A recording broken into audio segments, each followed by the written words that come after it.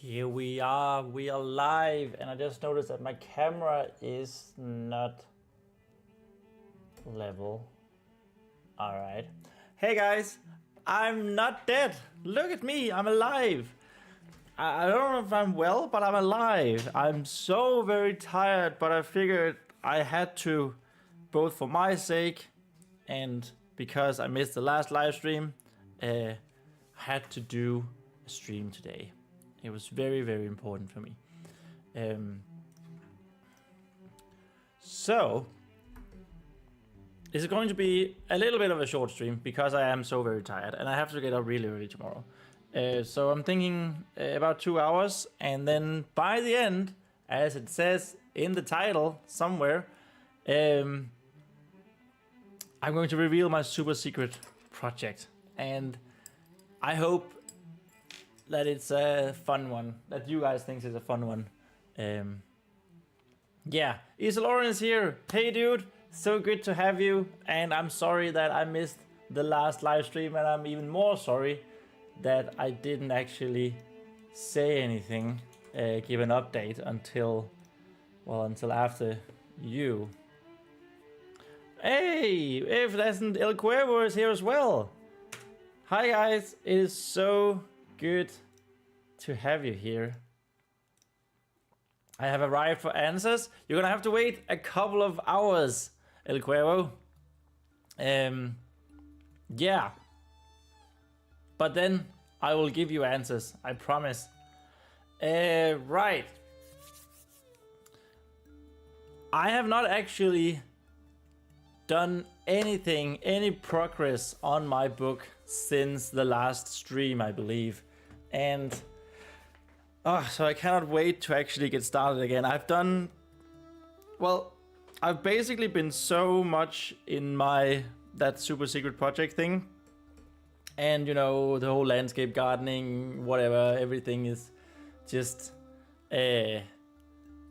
coming together at the same point again. And that happened at the end of May as well. So yeah, I've done, for the last couple of weeks, I've done like 15 minutes a day of like other ideas. I've written some background stuff for this, but I haven't actually written anything for my book or in my book since last time. Yes. So that's where we are. Let's see how it goes. And as I mentioned, by the end, I will end at like 10 p.m.-ish today. Like I said, it's going to be a short stream. I need to get some sleep. I've gotten like 4 to 6 hours of sleep, of restless sleep, these past 2 weeks, basically. Any sunburn from all the gardening? No, not yet, luckily. Even though I am white as snow, as we Danes tend to be. No, but just as Denmark tends to be in the summer, this has been very rainful June. Very cloudy, very windy. So it hasn't actually been that bad with the sun.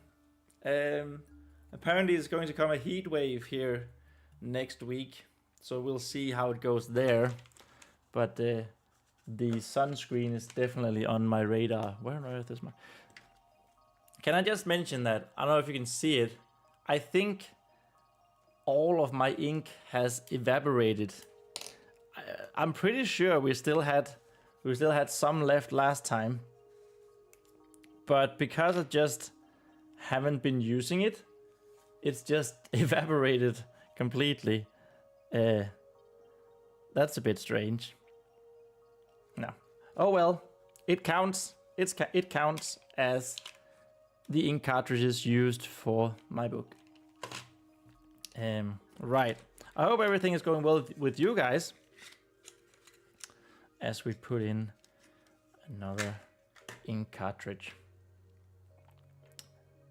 Angel cuts? Angel's cut? What is Angel's cut?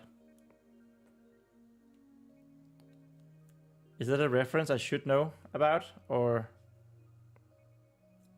Yeah, this is right.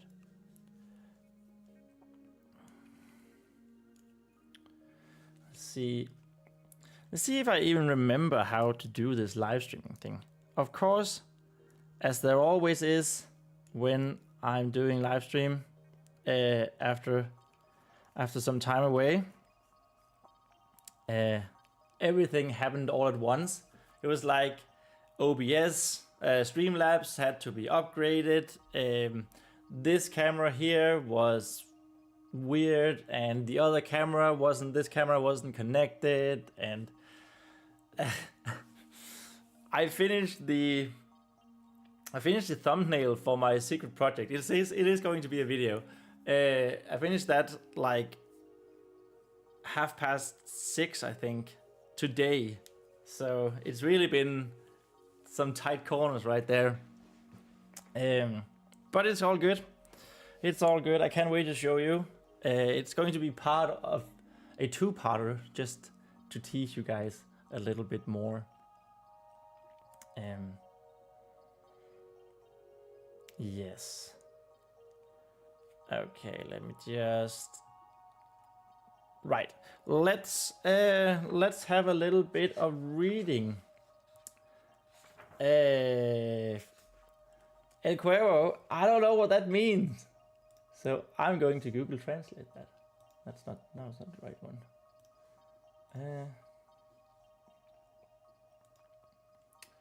Let's just go in there and translate.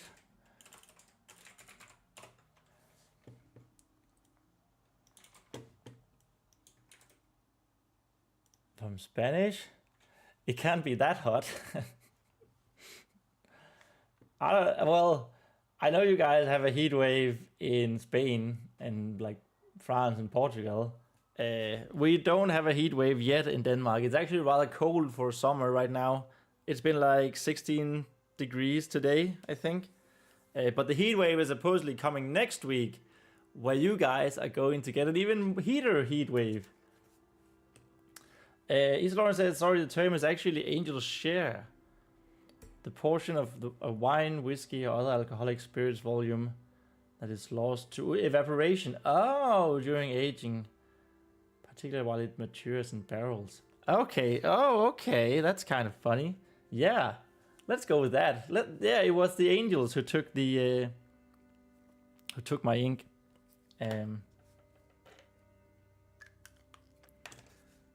But no, I hope you are doing well, El Cuervo. I hope you're not melting in the heat down there. I heard it's rough. And also, if you can see down at the word progress, I'm having a little bit of trouble with how I want to do this. But so I put the word progress to the goal to 105,000 words, which is 10,000 words away. So the progress bar is going to like start twice or start over once that happens. So everything is going to be red, and then like we did in the November challenge, November writing challenge, it's going to be the purple bar that sort of continues. But I didn't really think of the fact that my goal triangle down there, like it had the actual number before, but because the word progress is about the same place, it doesn't look good. Oh well, it's all right. It's all right. Everyone can see that it's all right. Okay, let's actually get going. Aquilo says I'm a ball of sweat right now, but at least I passed the intermodular project and wrote a short story. Hey, congratulations on both of those things. I really want to know about this short story. Is it in the same universe as the book you were drafting, or is it an entirely new thing?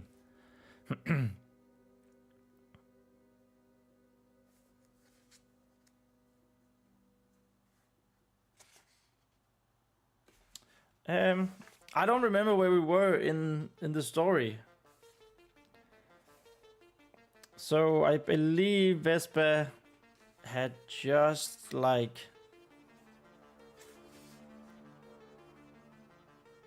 Oh, okay, so where we were was where Vespa realized that she could actually... So she spirit bonded with Lemon, and she just realized that, hey, we can understand each other. I can understand you right now.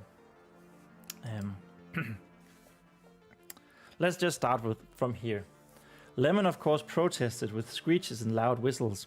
First of all, it was pitch black up to the top of the stairs, save for the light now emanating from the catacombs.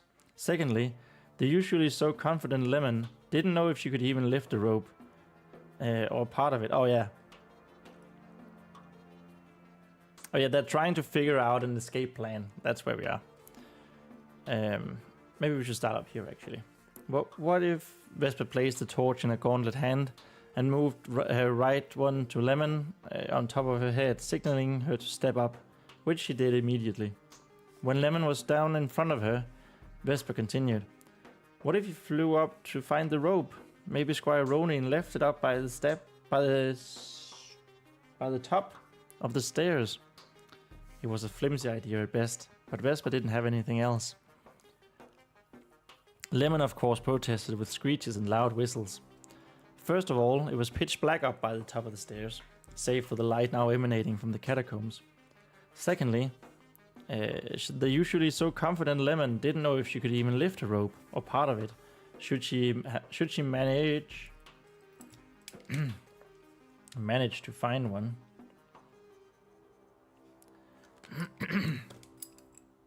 And thirdly, how was she going to secure it so that Vespa could climb up? I'm sorry, I don't know what else to do. Vespa's eyes watered now, but before she could give in, Lemon had leaned in to press her soft head against Vespa's nose, trilling to apologize. That seemed to help and soothe the little girl. It's okay, I don't know what else to do. Vespa returned the favor, gently pressing her nose against Lemon. If only Afia was here, but I don't know when she'll be back. But if she was, she could save us again, just like the very first time. Vespa frowned as she moved Lemon away, just enough to get a good look at the yellow bird perched on his shoulder. Lemon answering with a confusing tweet. Lemon answered. Answer it.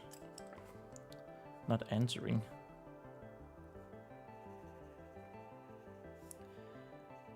Answer it.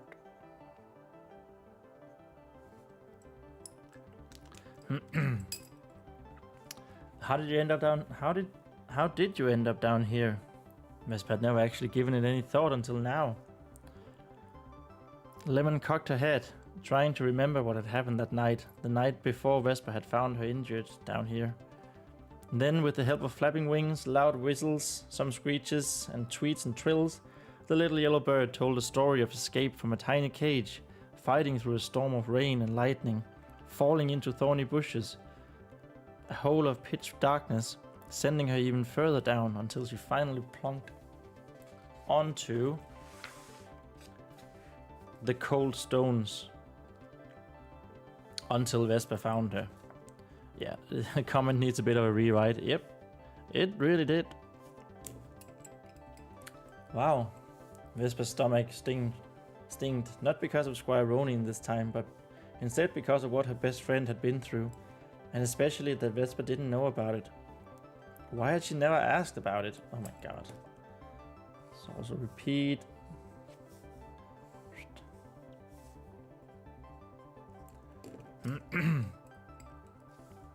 Was she really that selfish? But on the other hand, Lemon was a bird, so how could she ever hope to ask her a question or get an answer back? Deep furrows dug their way into Vespa's forehead as she took a long, hard, and very confused look at the bird on her finger. Lemon tilted her head back. Vespa's words were missing, her mind still trying to work out if what she had realized was actually true. understand what you're saying. Tweeting? Lemon flapped her wings a couple of times.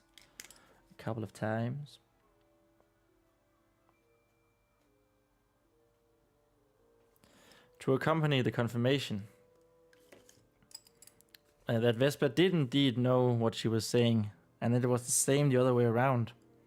I can understand you!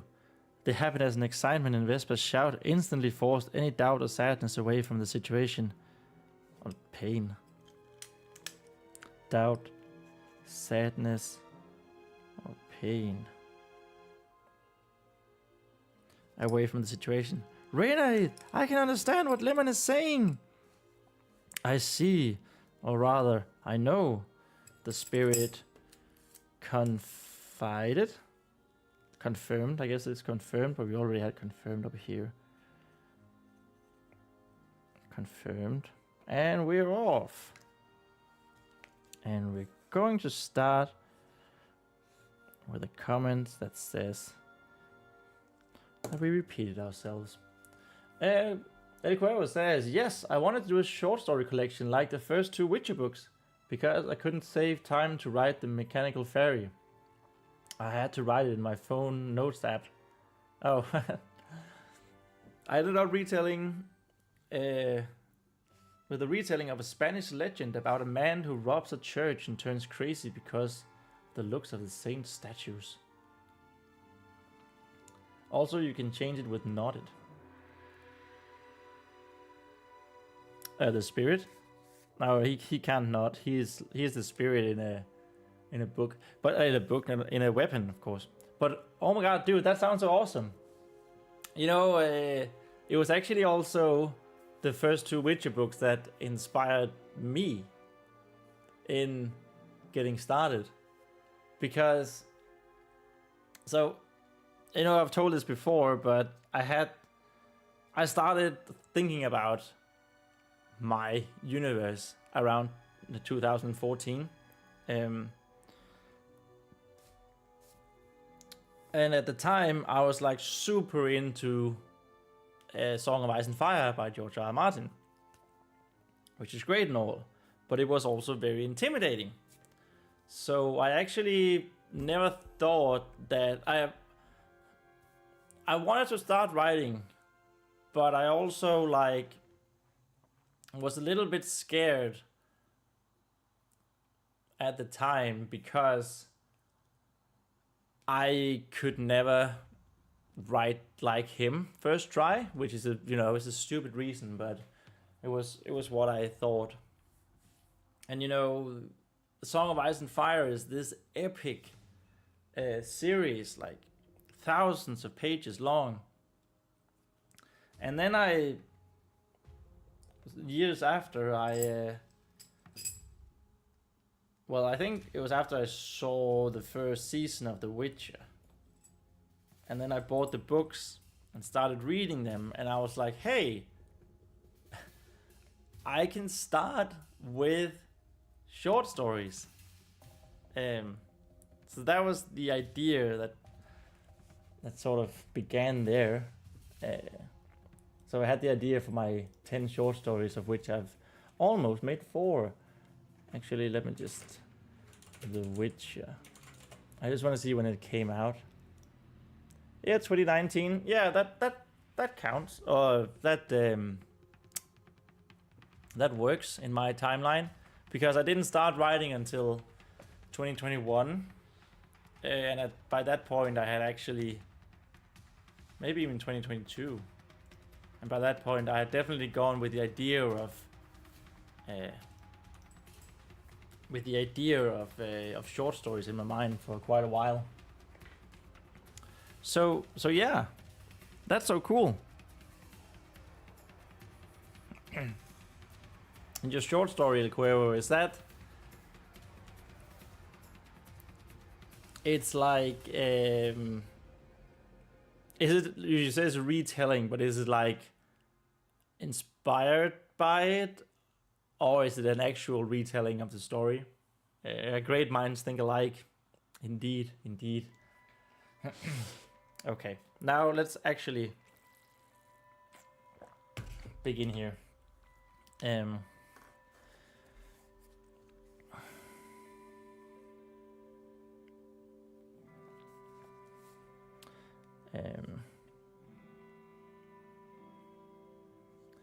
There.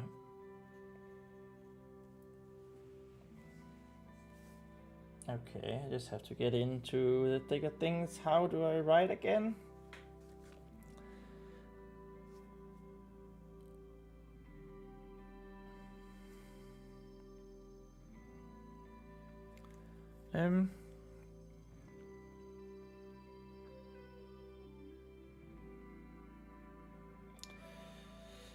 There was a pause of thought. I don't know if that sounds weird. There was a pause of thought before Rena's voice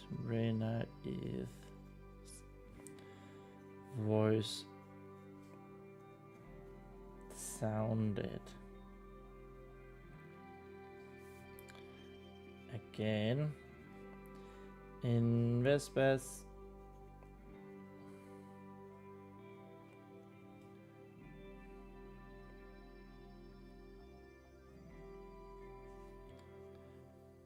mind. Okay, there's something is odd about my my fountain pen. It might be because things had dried out. Well, it did have the cap on though. I don't know. Maybe we just need to write a little bit more. Hey, Saitama is here. Welcome to the stream, dude. Good to have you. Glad to have you.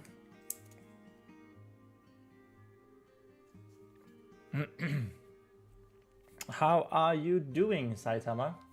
How's your not actual fan fiction, but still cool superhero story going? One Punch Man story going?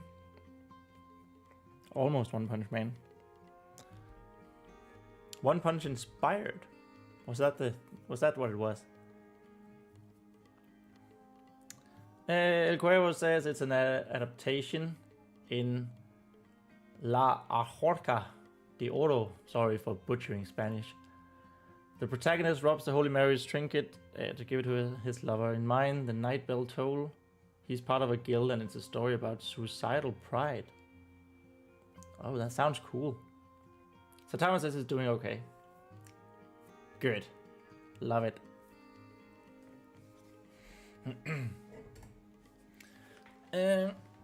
Let's just...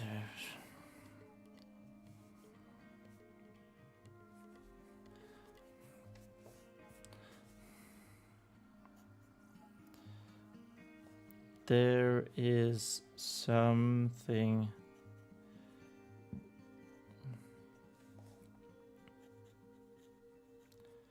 different about you. You guys have no idea. It feels so good to actually have the time.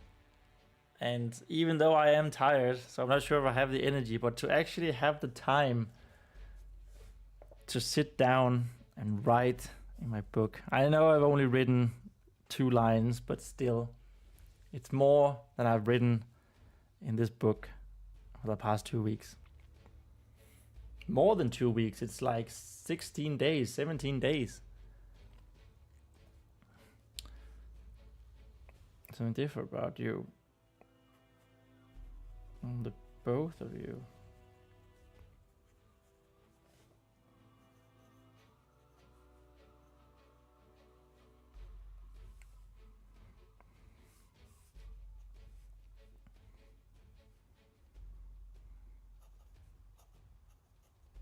What? Haha.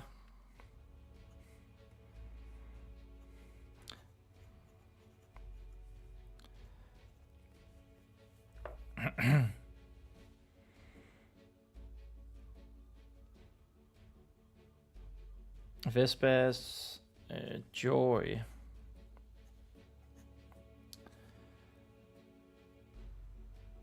Shone. Shine through. Shone. Shined through.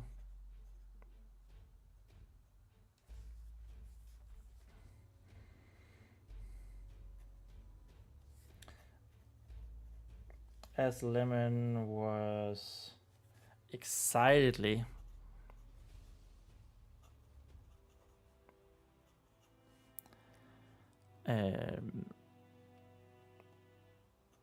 nibbling and licking all over her face.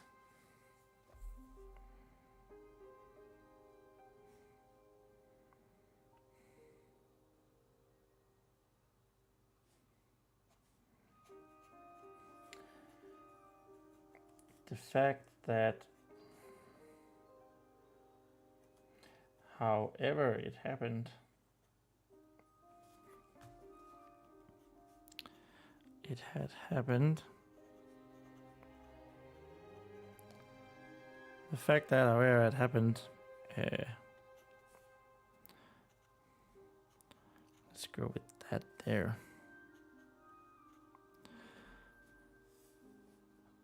The two could now understand each other.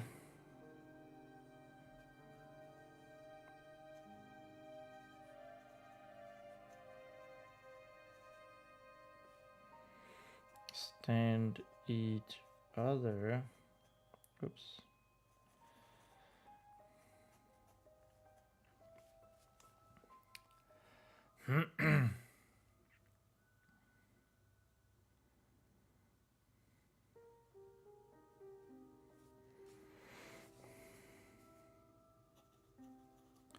Made it so both of them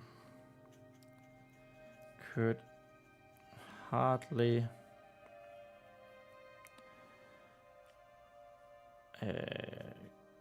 contain themselves.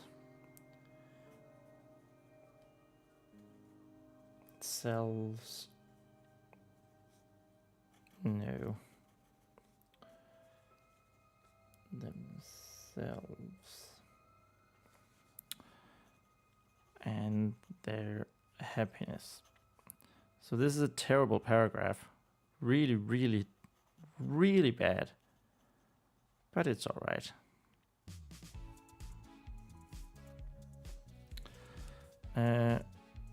Terrible paragraph. Terrible paragraph.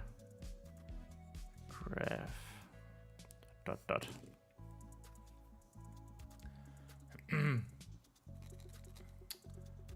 And wow. Okay. Wow, you guys wrote a lot. Lauren, you said, I have not written anything in recent weeks, but I have read the first book of a series that I got, Heaven's Bolt. Yeah, that does sound cool. My project says that Saitama has a small select of One Punch Man characters, but only the ones that will drive my story in the right direction. My project mainly focuses on the main protagonist and the school she goes to. Yes, that's true. I remember now, I think. It sounded fun. Sounded really fun, Saitama. Easy Lauren says the series started as a video game. Heaven's Vault. Either it's because you mentioned it last time, Easy Lauren, or I sort of have heard of that series before.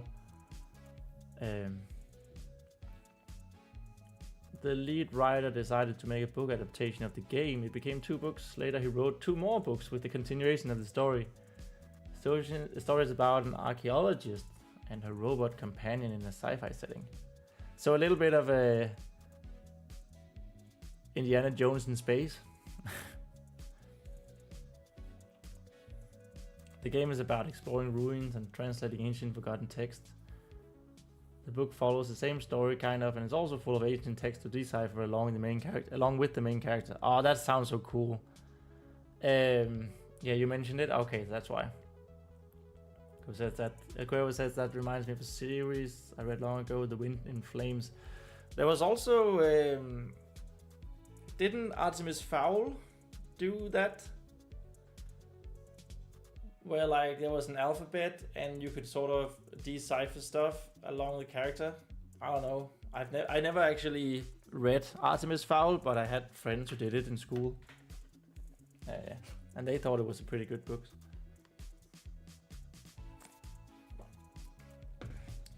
The Wind and Flame had a mural at the end of every book, and to decipher it you had to connect the explanations at the beginning of the first chapters. That's cool. It's more like a rival rather than Indiana Jones. Okay. Maybe it was just, I don't know, I just thought archaeologist and you said robot companion. I don't know why I thought Indiana Jones. Robots never been part of Indiana Jones. That was a weird one. It was just archaeologist. I immediately went to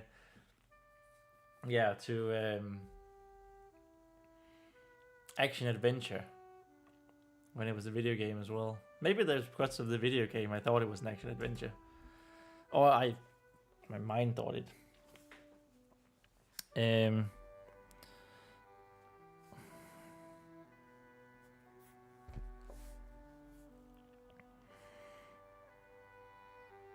Okay, what the hell did I do here? The paragraph wasn't finished.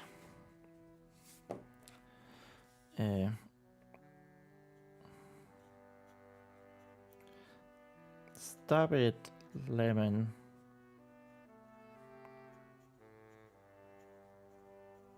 Haha. Terrible.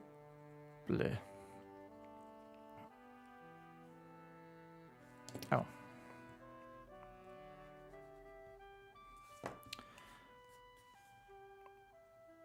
There we go. Terrible. Paragraph.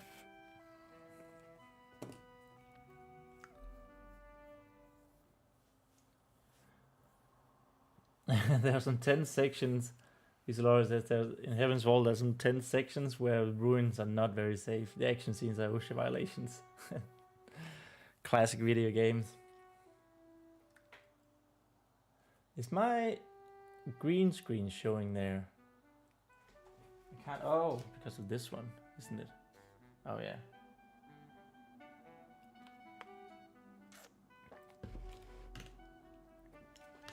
I have so much water here. I don't really know why. Go there. Now it shouldn't show. There we have it. Whoops. Now I just inked myself. Man, welcome back to live streaming, right? Everything is just going amazing.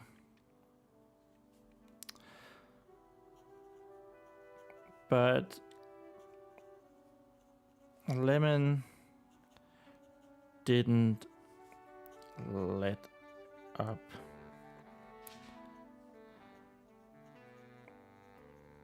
Instead,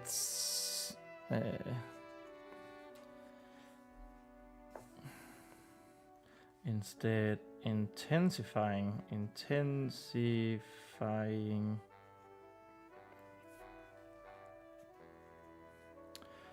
her chirping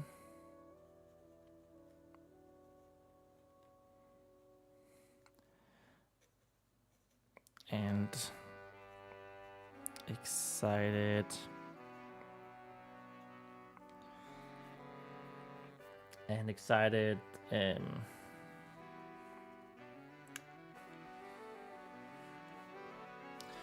I think something really weird. I think I misplaced this camera because my book is way too far away from me when I'm writing, so I have to like lean in forward where usually I can sit like back.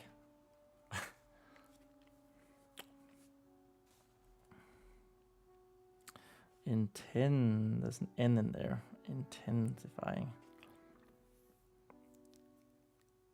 An excited preening.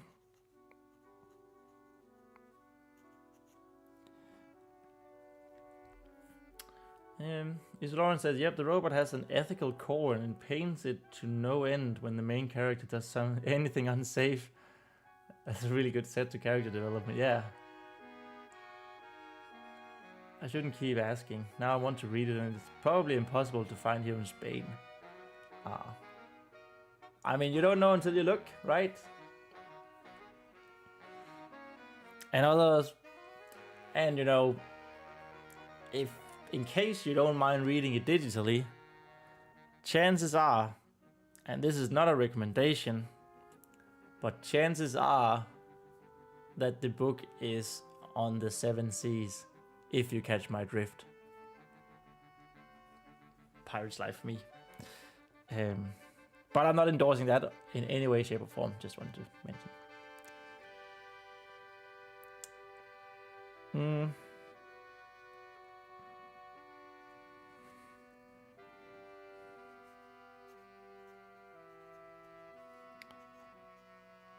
Vespa gave in and asked Ronean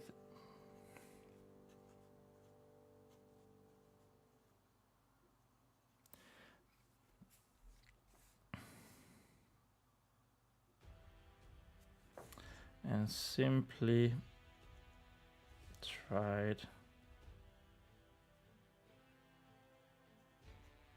to ask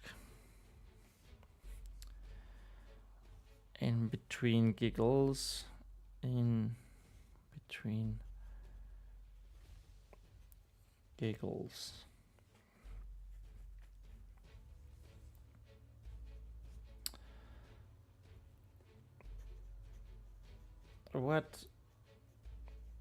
what do you mean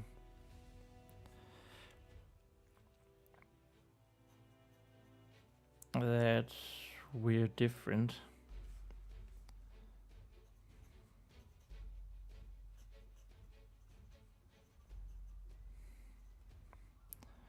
I feel the same.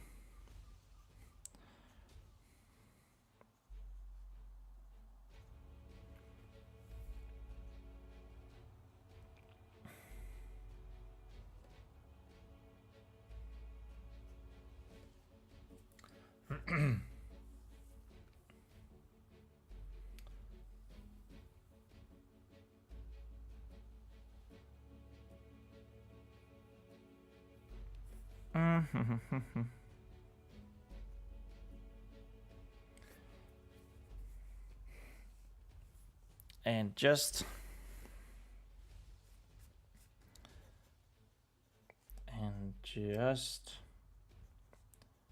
as Vespa stated that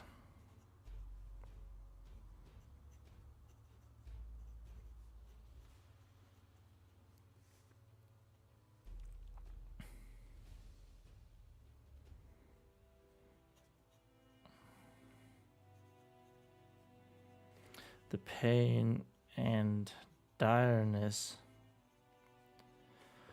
of the situation, of their situation, came crashing back.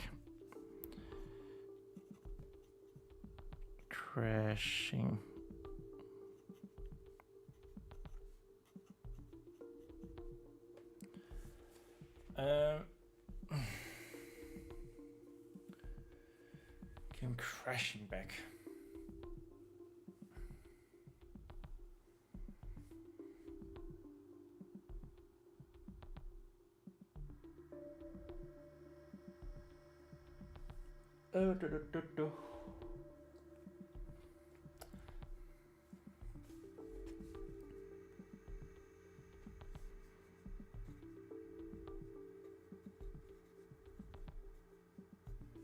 Suddenly, her happiness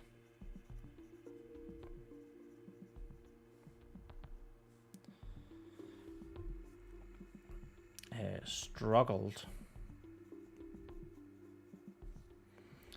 to defend itself.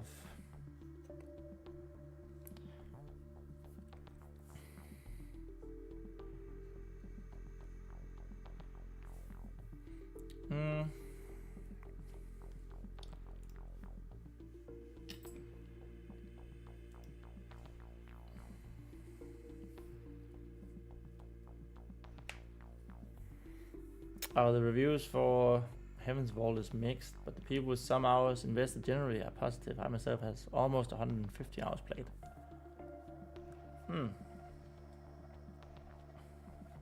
You know, just if you like it, that's awesome. But yeah, it is a bit strange, isn't it, with the mixed reviews for like games and stuff that you really love.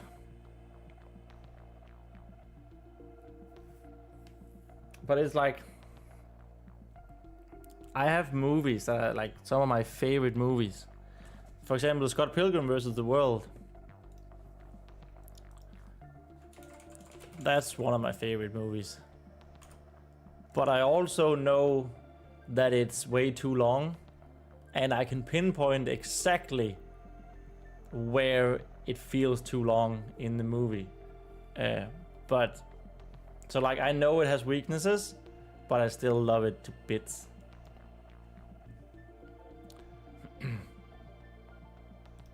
It's such a fun movie.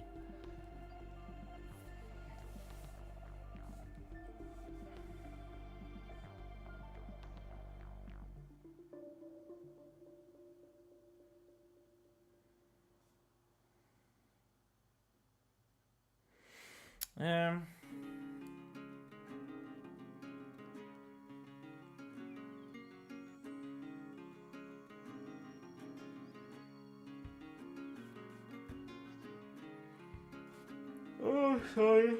Oh, I'm so tired. I remember reading the original comics of Scott Pilgrim at a friend's house. I've never read the comics. I heard they're really good though. And I love the reference that they do in the movie where one of the characters is saying like, I just don't ever think the movie could live up to the comic. The comic is so great or something. It's clearly talking about the original comic of Scott Pilgrim vs. the World. I watched the Netflix show as well, the animated show. That was really fun because it was basically the same. It was so interesting because it was the same story, but flipped around. It's a bit difficult to explain because I don't want to spoil anything because I think people should watch it themselves. But so it had all the same story beats, but it was just flipped on its head, and that was really fun. I can highly recommend both.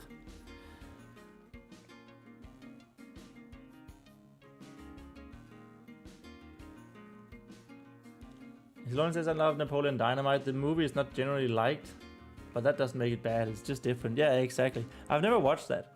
I've actually only ever heard good things about Napoleon Dynamite. But yeah.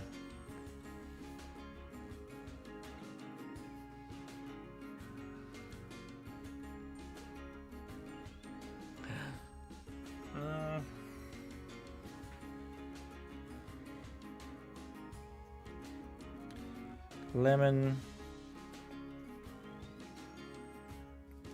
noticed the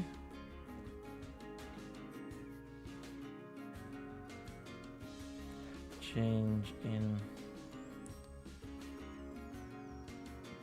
Vespa's demeanor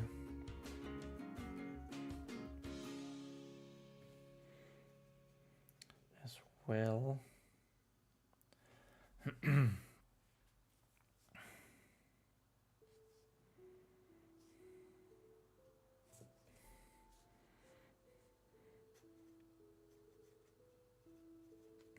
letting up her aggressive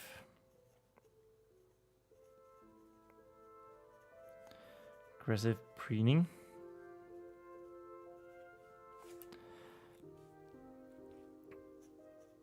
To instead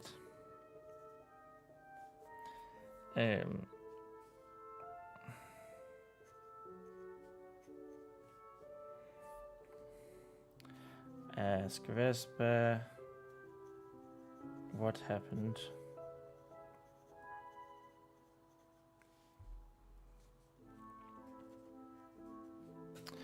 But just as Lemon's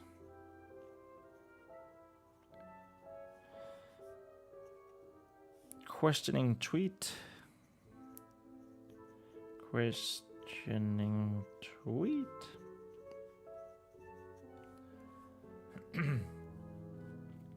Lauren says, yeah, Napoleon Dynamite is a cult classic. Yeah, that's.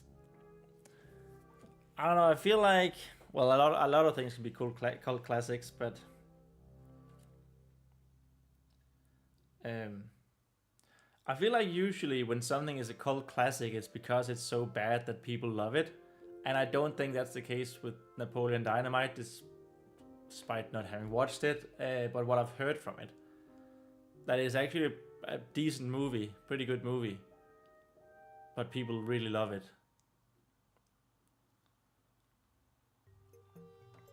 And like whoever says never watched it, but I have similar relationship with a movie called Lieutenant Jangles.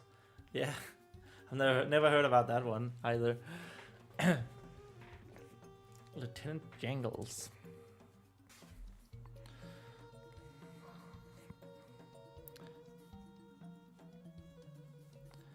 So did Renate's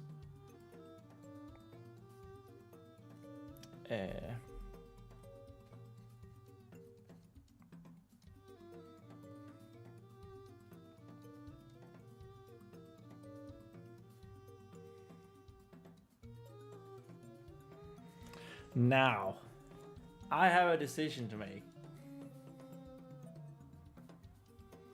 because Vespa and Lemon are now spirit bonded. Does that mean that Renate can communicate with Lemon as well through Vespa?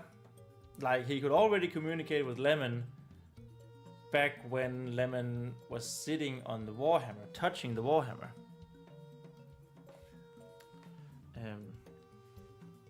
Yeah. I kind of think so. And then it would be kind of funny to have this, you know,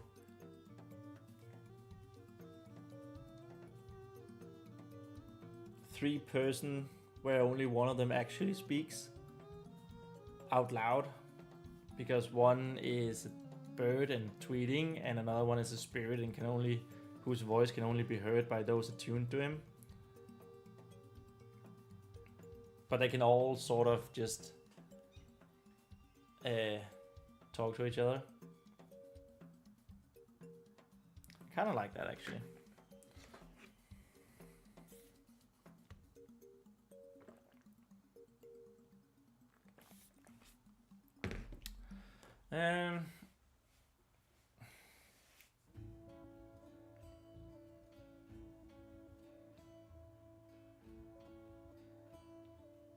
Yeah, I think that's the way I want to do it, actually. At least for now. We can always change it up. But I think it makes sense. It also makes sense that there's something different about the both of you when that happens.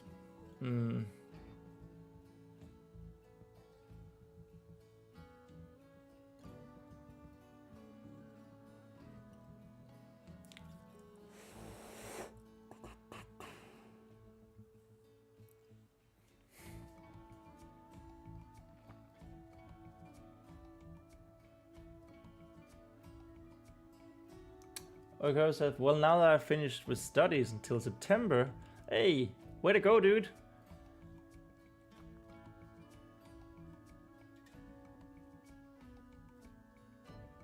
Wait, what are you studying? I thought you were like it. What's it called? A taught waiter. That's not what it's called.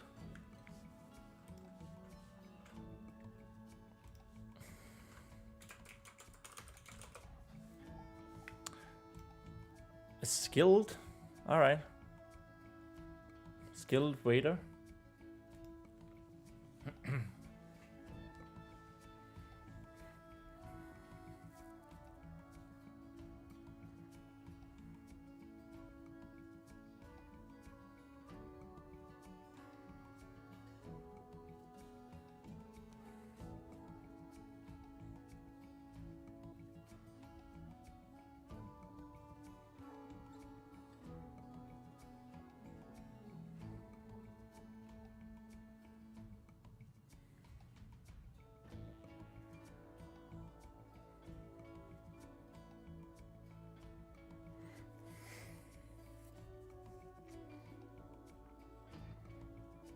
Okay, we want the conversation here to go towards Vespa telling her what she saw or what happened in the in death. She doesn't know it's death, of course. She just thinks it's a dream, maybe, which sort of coincides or goes hand in hand with Ronean's belief of the great cycle where death is called the amber sleep. So that's actually not too bad.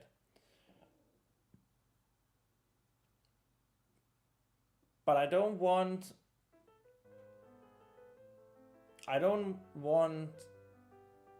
Ronean to just go out and say, hey, you're a Fey folk now.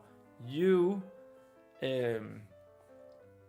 just spirit bonded to Lemon. No. We want him to ask questions that can make him conclude those things, right? By the way, this is Lemon. This is Citron on my shirt. I just realized that, actually. I was sitting in this one of my favorite shirts. That is sadly, there's holes in it somewhere. Squire says it was a professional formation in restaurant. Barista, bartender, waiter, all fused to one. I was doing a pasantia, working to prove I had learned what I studied. Oh, okay, yeah. So what are you studying now? Or is it part of the same education? And because that's actually what I'm going to do with landscape gardening. I'm going to go to school for 5 months. And then I'll go for an apprenticeship where I'll sort of have to prove what I can do what I learn and go back and forth between school and the real world when that happens. And the whole thing is going to be like 3 to 4 years long.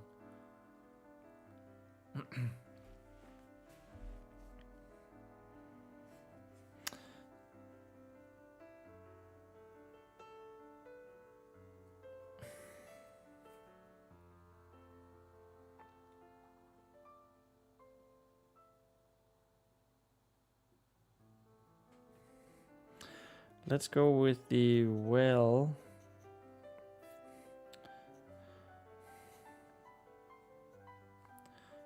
For one thing.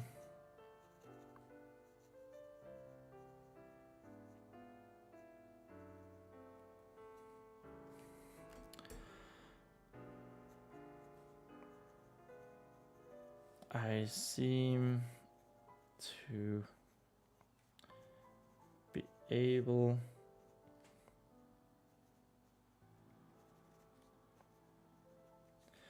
to communicate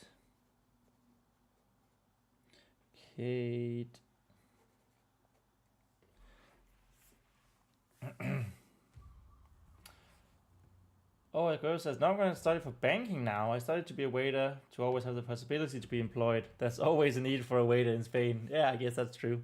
But that's cool, dude. Did you just start up this year with the banking studies? That's awesome. That says communicate, everyone. Everyone can see that. And that was the end of page 258, which means we are going to page 259. Whoop, whoop. New page type. Let's go.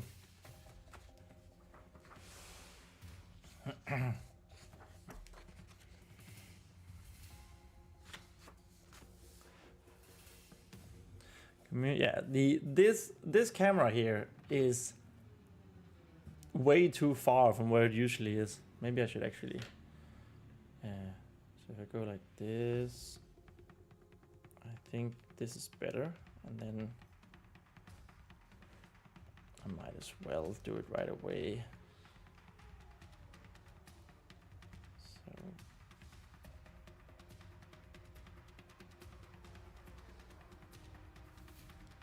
here.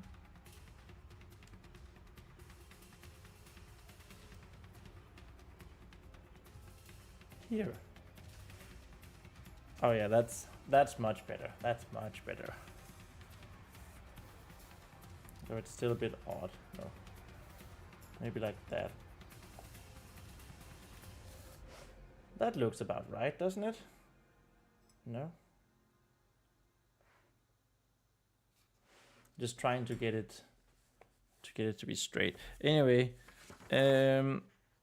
I seem to be able to communicate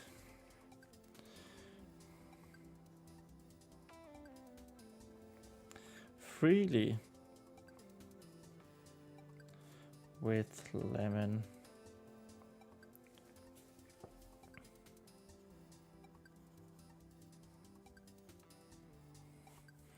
Without her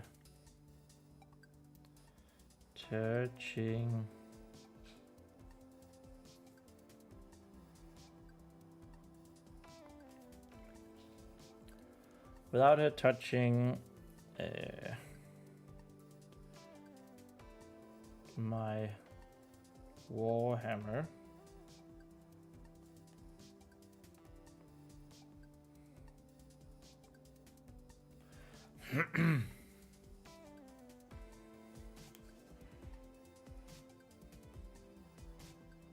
I guess this would be a good time to actually go Vespa realizing that Lemon is a girl.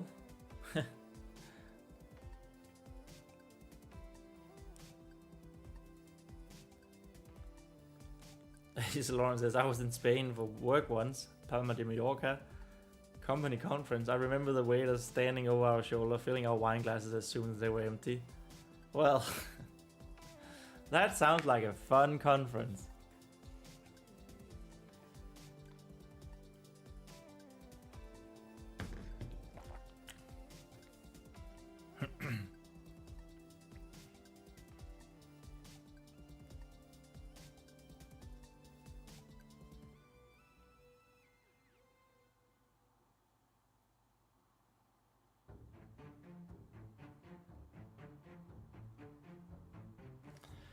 And now you say, and now you tell me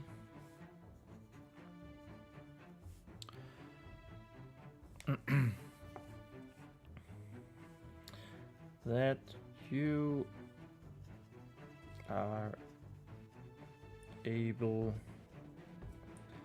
to understand her as well.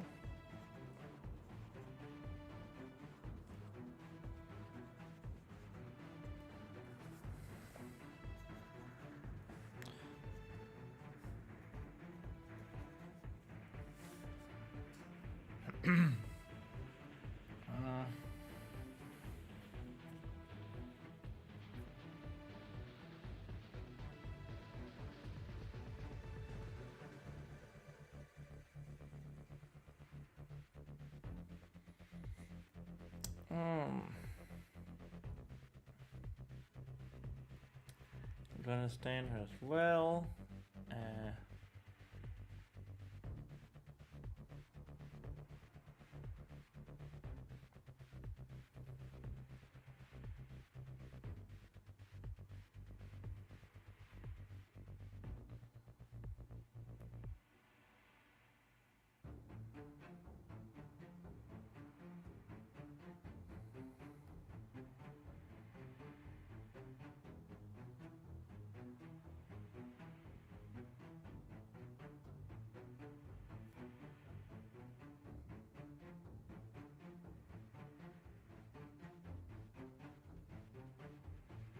I completely lost my train of thought.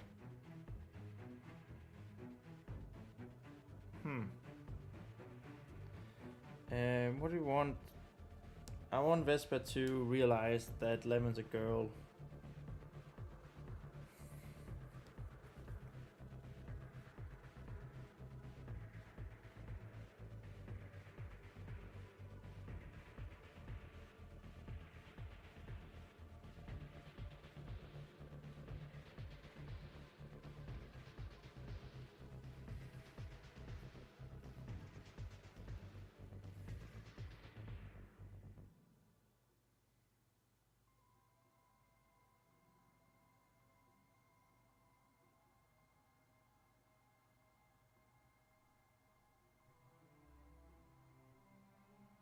Yeah. I'm sort of just trying to piece together how I want this end of the chapter to go.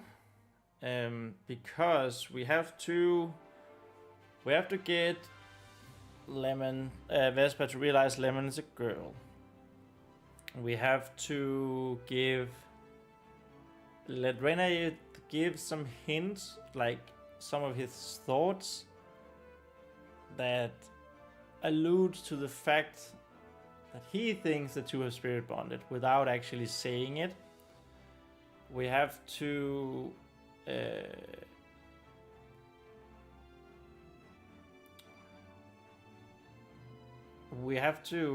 get the conversation back over to Lemon where she fell down.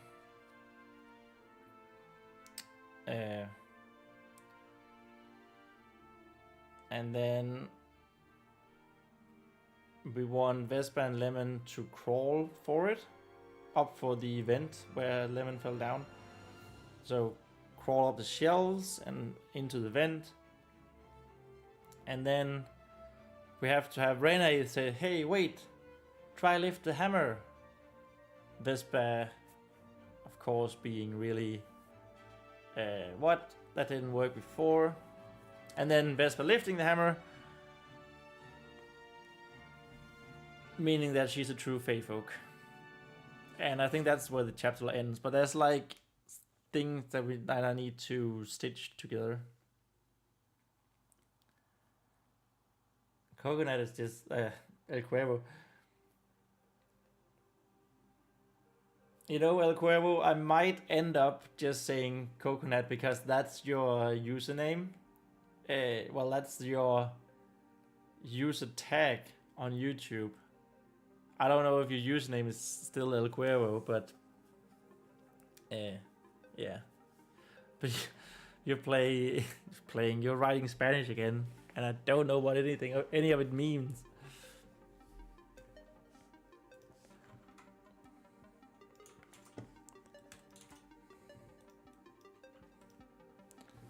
Okay, so the first one just meant breakfast buffet.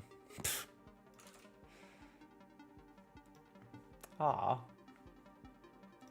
second one, me alegra eras bienvenido. Volvo cuando quieras. That just meant I'm glad you're welcome to come back anytime. You know, I was in Mallorca last year in the summer. Yeah, I told her I'm welcome back to visit Spain. Yeah. Hey, Miss Blogger. I see you copy pasting your usual message. Welcome to the stream. Don't worry, I don't think there's two people in this world that call me the same anymore. Okay. It's just that when you join the stream, YouTube didn't have the... YouTube showed the chosen username, right? And not the tag. And at that point, your username was El Cuervo de Palermo. And then it changed up and you ended up... And now you're Coconut 903. Yeah, but you can call me El Cuervo. I'll probably keep doing that, but it's just... It's a little weird when I'm saying that, and, you know, if people look at the comment up here, and it says Coconut, and it doesn't say El Cuervo anywhere. Stupid YouTube. For changing the way they do things.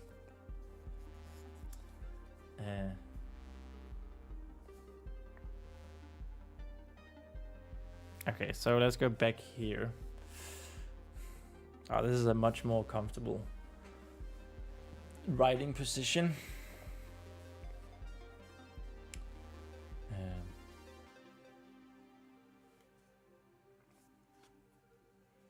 Okay, so I definitely at least want to write a page today. If we can make 1.5 pages, that would be great. Before we end, and I have the big reveal. Okay, I'm hyping that super secret project up way too much. It's just gonna fall flat when I get to show you what it is.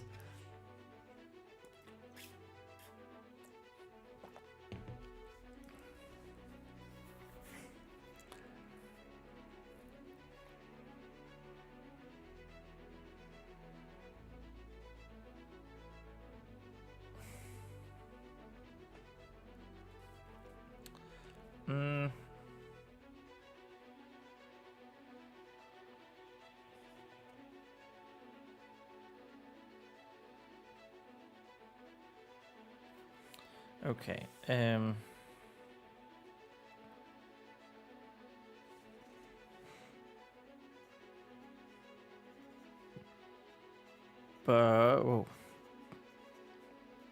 But Vespa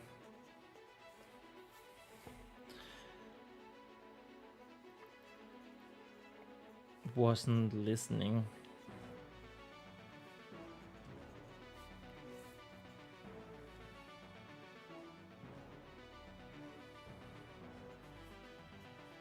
So the spirits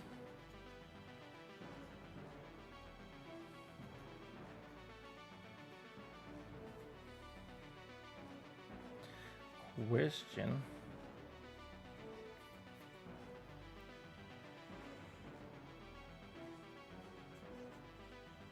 flew right over her head.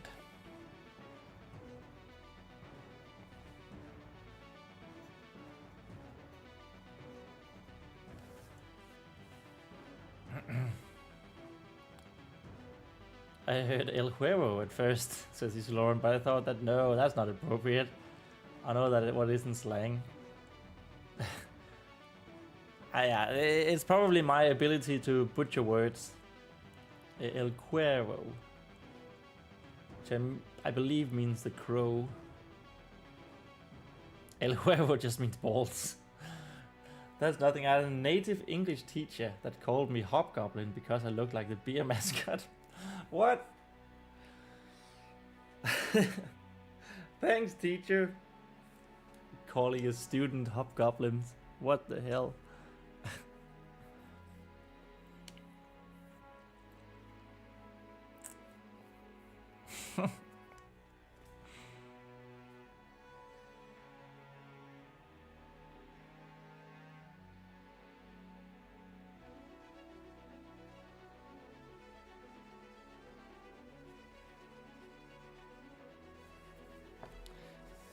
However,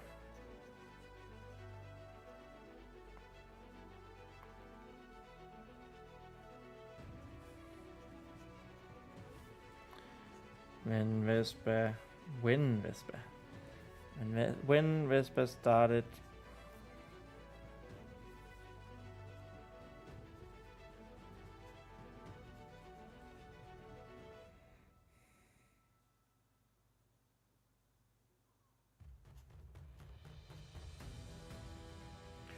talk to Lemon.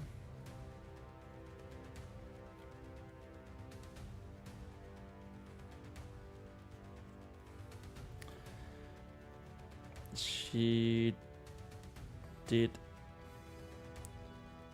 indirectly. Okay, maybe it's because it's been so long since I've actually written, so last live stream, since I've actually written anything in this book, but I just feel like my sentences are absolute crap.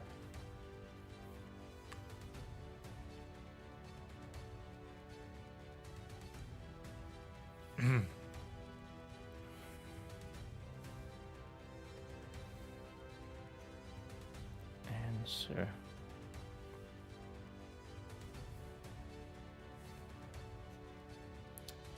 Him anyway.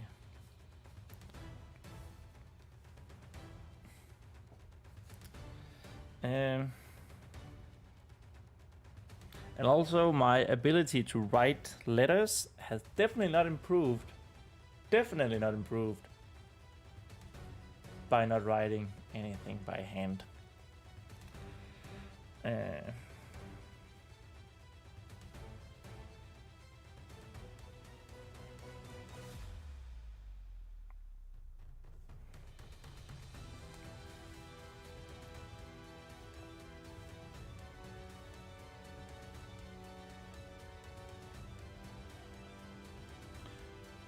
You're a girl?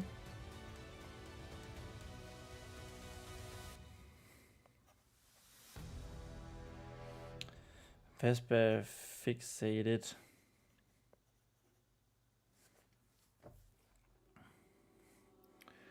Fixated.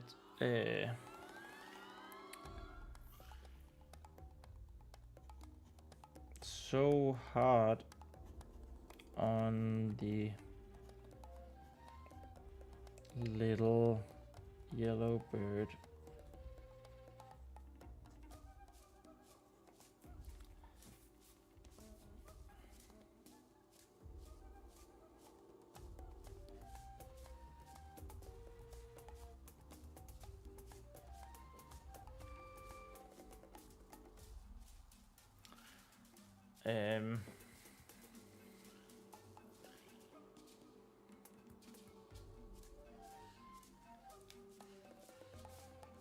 Oh.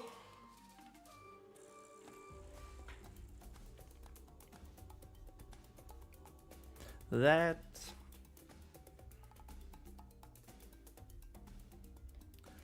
what? I fixated so hard on the little yellow bird that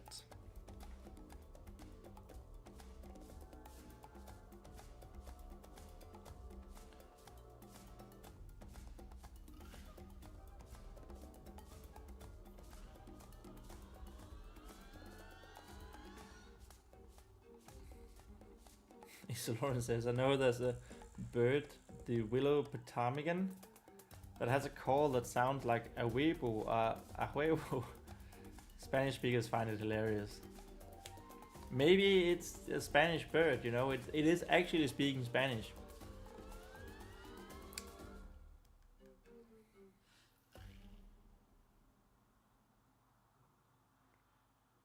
You know how like soy milk is milk introducing itself in Spanish?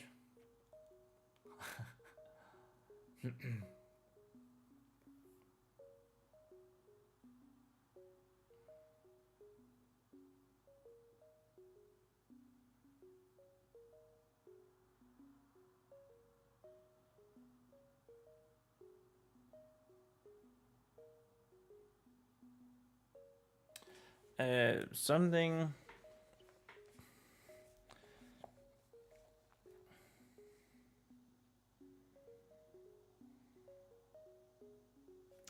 that anyone could have jumped down the catacombs and she would not have noticed. That anyone could have jumped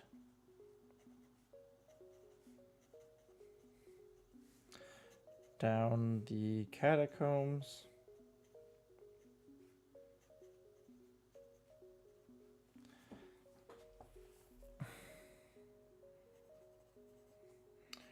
And trotted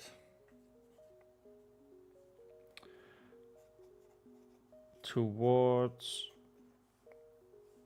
her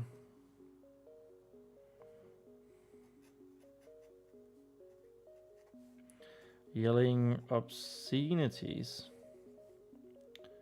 Obscenities.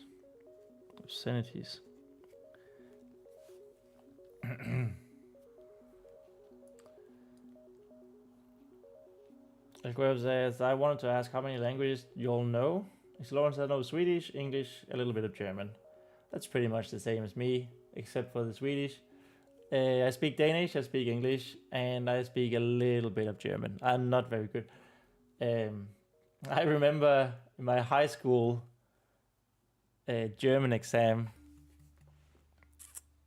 where we had our censor. We had a teacher who was examining us and a censor evaluating us. I don't know if that's probably the same everywhere.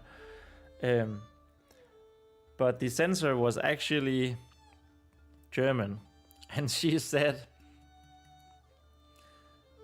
I remember her saying, you are capable of having a conversation with a German person, but pretty much none of what you said was grammatically correct. So yeah, that was great.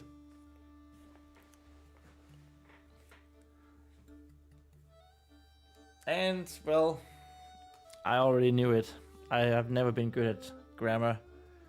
I'm good at finding mistakes in other people's grammar, but I'm not very good at doing it myself. I speak English, Spanish, and Galician. What's Galician? Galician.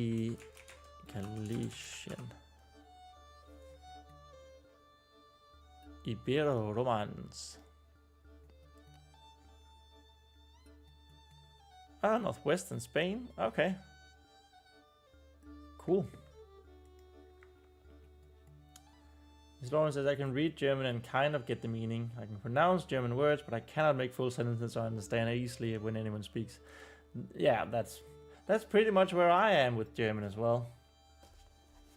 And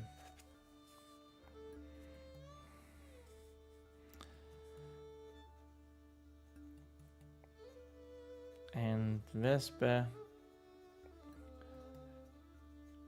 would not have noticed.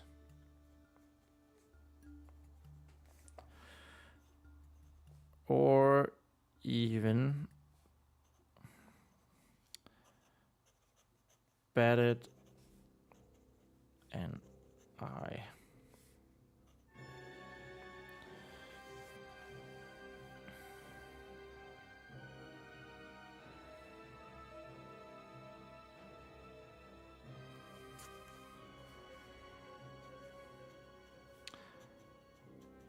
The look on her face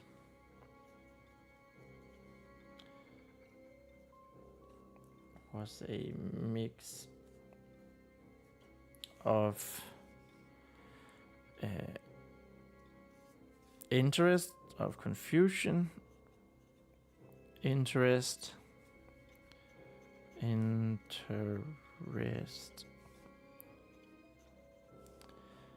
and once more a little bit shameful.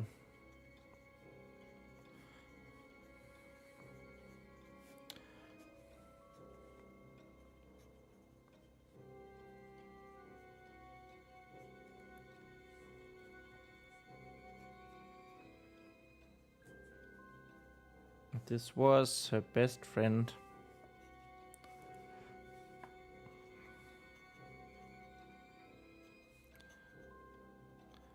Friend and Vespa.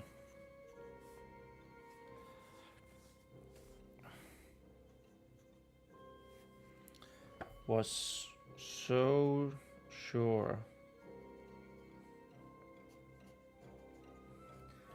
that she was a he.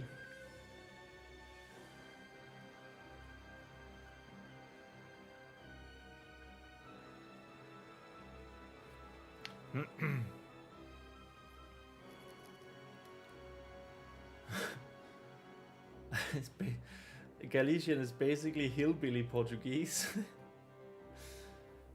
It's like the Scanian dialect in Sweden. Not really, I'm joking. It's the southern part closest to Denmark. It's what was once Danish. Scanian, Skåne.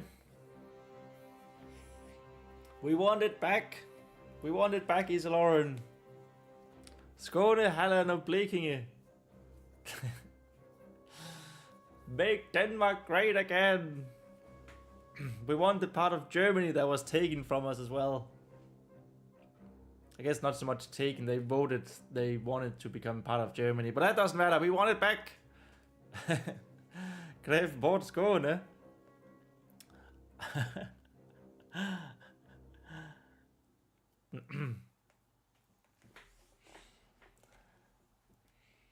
I'm just saying, we want it back.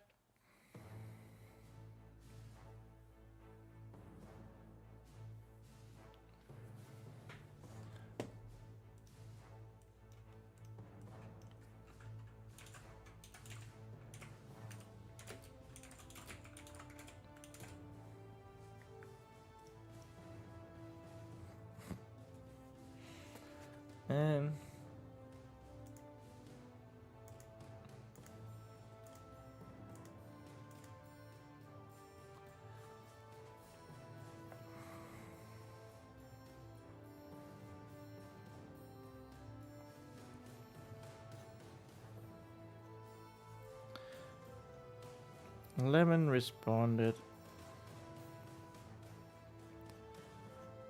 with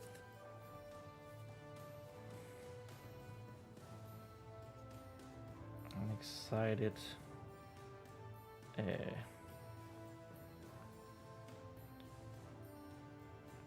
and loud tweet.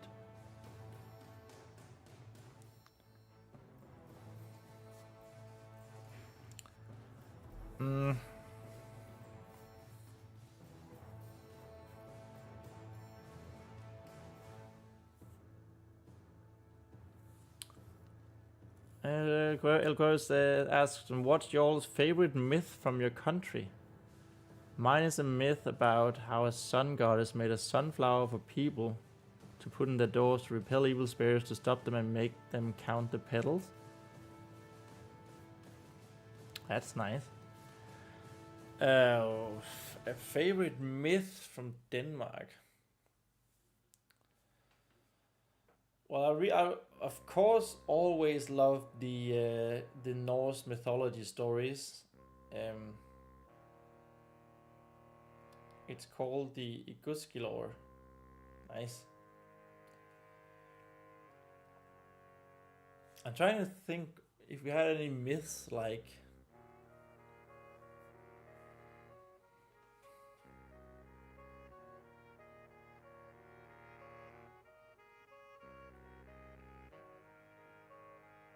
I recently learned that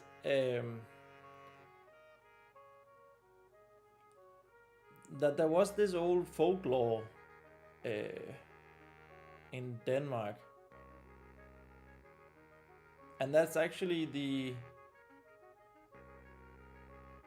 reason why bad dreams are called nightmares in English as well, because I think it's an old like folk tale from just Germanic countries in general.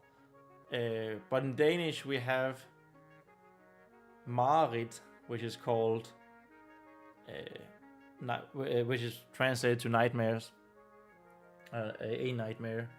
And apparently it came from, it's two words, it's Mar and Rit.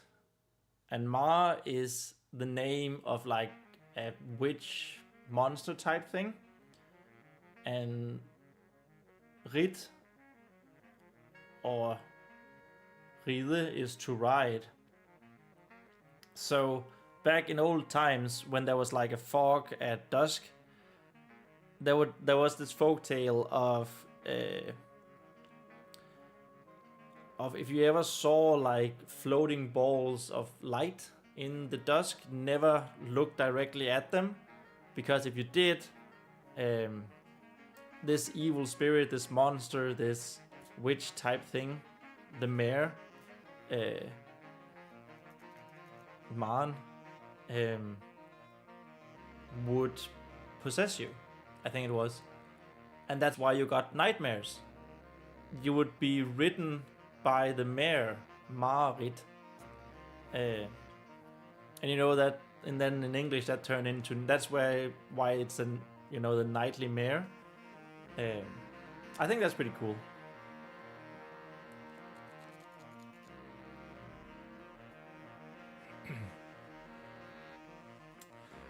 Isolauren says we have the Necken, a new dude playing fiddle by the water to lure people to drown. Not my favorite though. Oh, the Neck from the game Valheim is based on Necken. Ah, that's cool. I love that.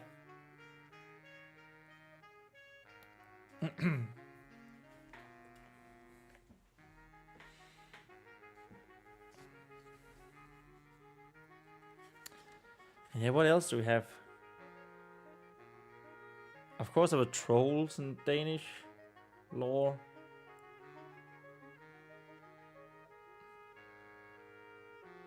I don't actually think we have that many like folklores. At least I don't know about them. It's mostly, well, there's gotta be a bunch. There's probably plenty. I just can't remember them. But what I do remember is mostly the Norse mythology stories, and I always like the story where Thor has an eating contest with fire and a drinking contest with the ocean. That story is really cool. Yeah, Valheim is basically full of mythological creatures from Sweden or the Nordics in general. I mean, in Valheim you're being dropped down by a Valkyrie into the 10th realm, right? Because Odin has asked you to kill these mythological creatures. So yeah, Valheim is basically the Nordic mythology. I mean, it is Swedish people, Swedish developers as well, so it makes sense.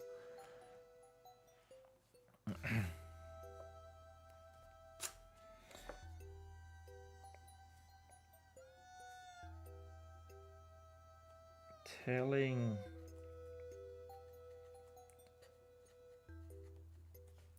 Vespa, yes, and that she has indeed always been a girl.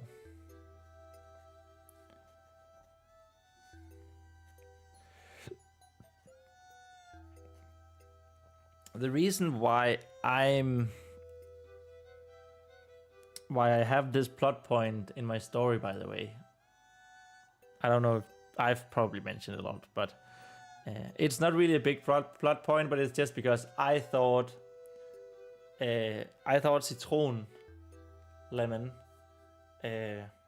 was a boy for the longest time, and it wasn't until my ex-girlfriend noticed that whenever Citron would get hormonal, she would get very territorial around me, and she would basically court me in ways that only female bodies court. Male bodies tend to do a little bit different things. And that was when we realized that Citron was indeed a girl. I think there was I had her for 14, 15 years, and I think it was 6 or 7 I thought she was a boy. So it's just a point that I wanted to have in this book as well. Just because it's just a fun little thing, right? Let's have that as a 130. Why Lemon needs to be a girl. To be a girl. Is Lawrence said the Great Dwarfs in Valheim are based on Grodverga from the Ronja Robert's daughter story by Astrid Lindgren. Wait, which ones? Not the little annoying things. Is it? Well, I mean, Grey Dwarfs in Valheim are little annoying things. Oh my god, it is those. Yes, the little annoying things. Oh my god. Okay, they look very different from what I remember. Yeah, these are the ones. I did not know that. That is funny.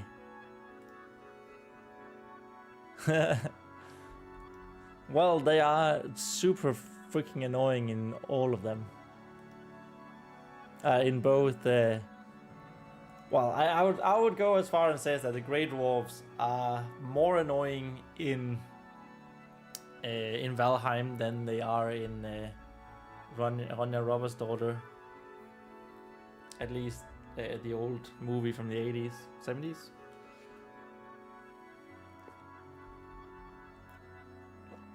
Oh, it was, yes.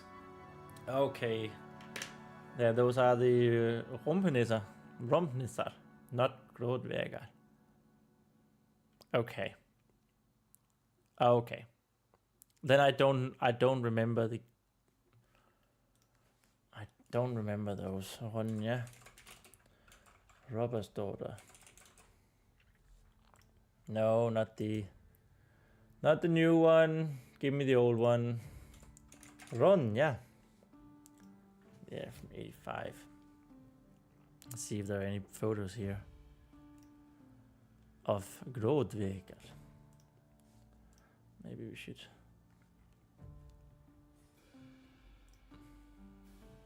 Okay, it makes more sense. These were the ones I thought of. That's a Rumpnisser. I remember those.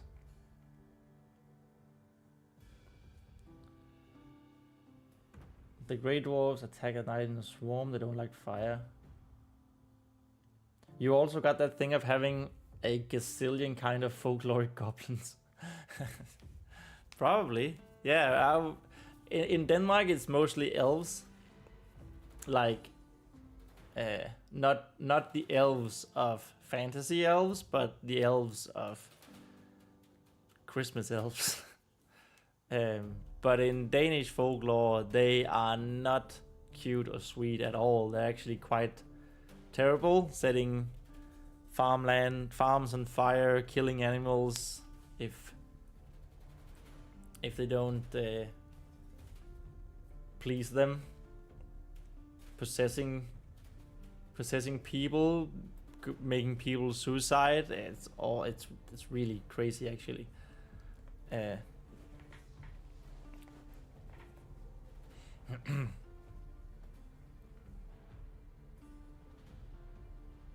I should read Ronja Robert's daughter actually. I've never read it. I only ever watched this movie. This one. From 84. Okay. Where were we here?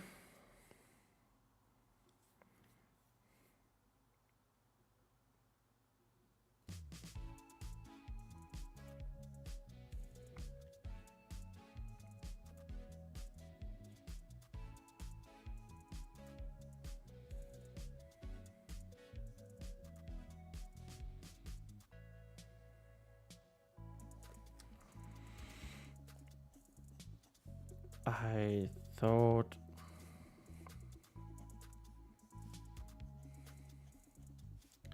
you already new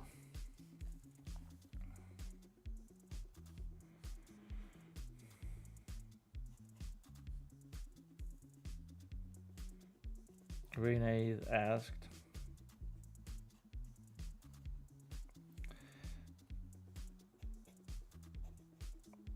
this time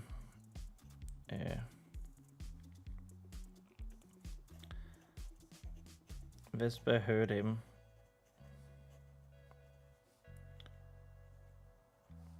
as her cheeks flushed.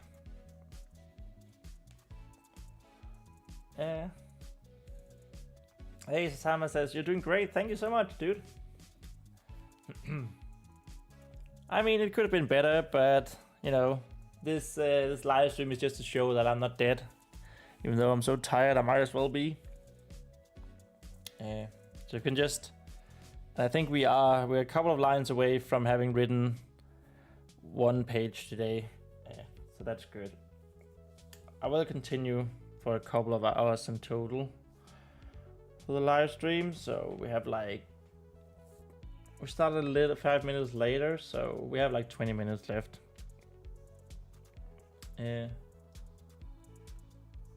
Oh, well, Guero says about the gazillion kinds of goblins, because here we got the Trasno, the Tardo, the Irelxo, the Gachagori, the Diano, the Apalpador, the Biespado, the Capirio, and so on.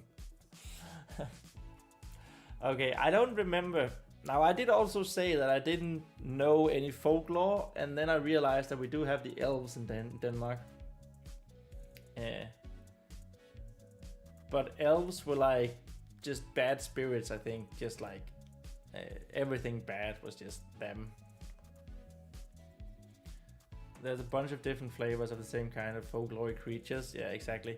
I do think trolls had, like, we had a lot of different trolls just in general in Scandinavia. Saitama says, well, it is your first draft after all. That is true. And the first draft is supposed to be a bit shit.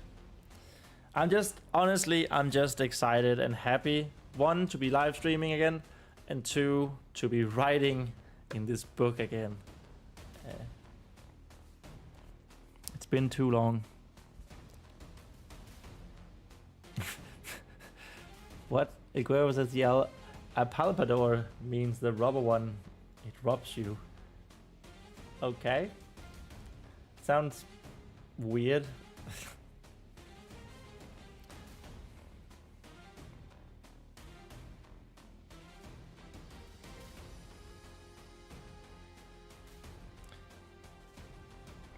With embarrassment,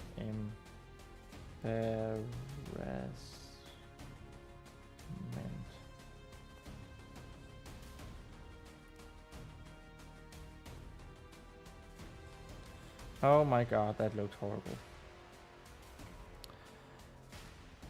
Embarrassment.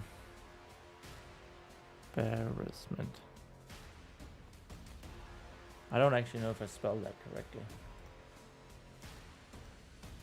Embarrassment. Yeah, it was with 2 R's. Good. Vigorous says it's our version of Santa Claus, and it's not the worst one. I've never heard of that.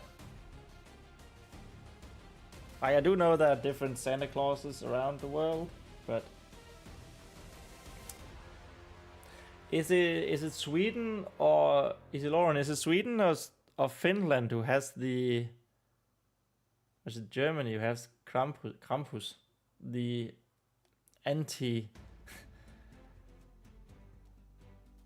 Santa Claus who like kidnaps the evil kids? Really scary one. We have Tomte, a gnome that lives in or near people's homes. That's the elf that we have in Denmark as well, yeah. Vate, a goblin that's mischievous and evil. Troll, general term for all kinds of evil things. Skorksro, forest spirit that tricks you. Yeah. I think we sort of combine what you have, the tomte and the vette. I think we combine that in Denmark, like just to one. A gnome, an elf.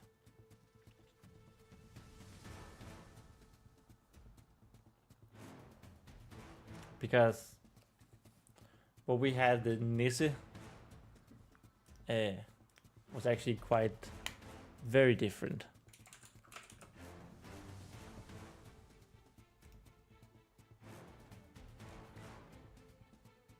Yeah.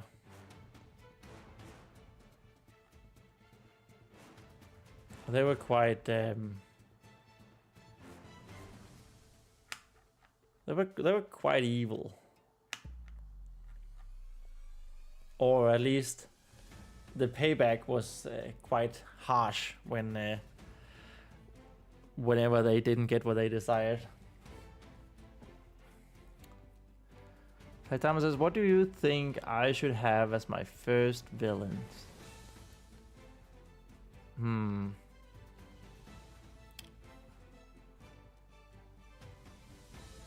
So you have the One Punch Girl.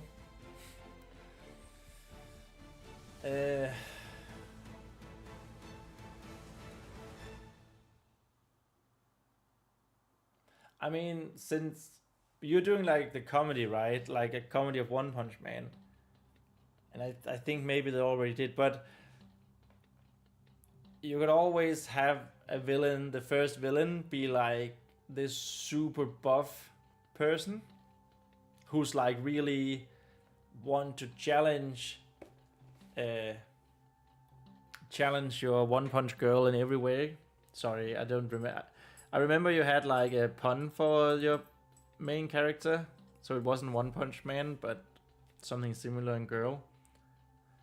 Yeah, but I think that could be kind of fun. Have like,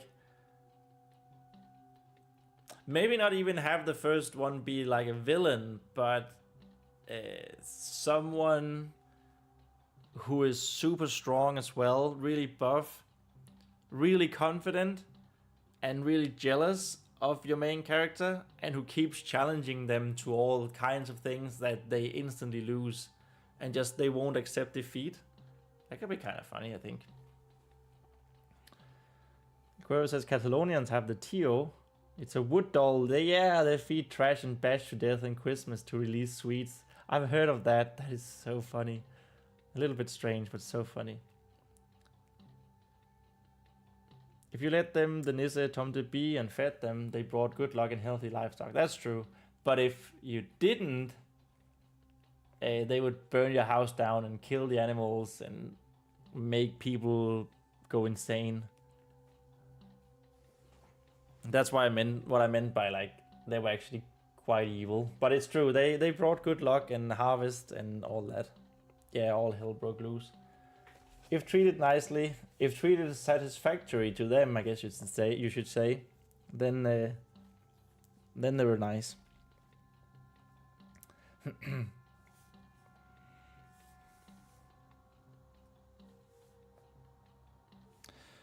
Cheeks flushed with embarrassment.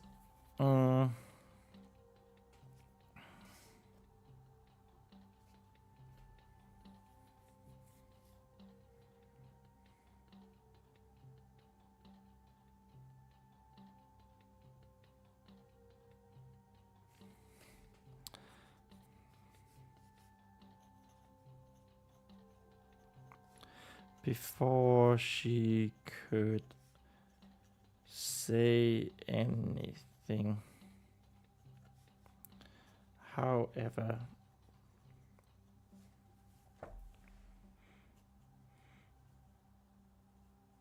Lemon intervened.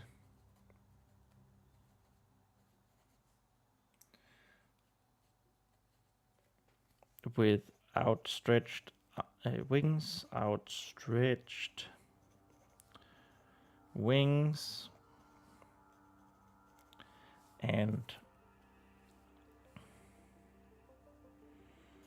and quick chirps.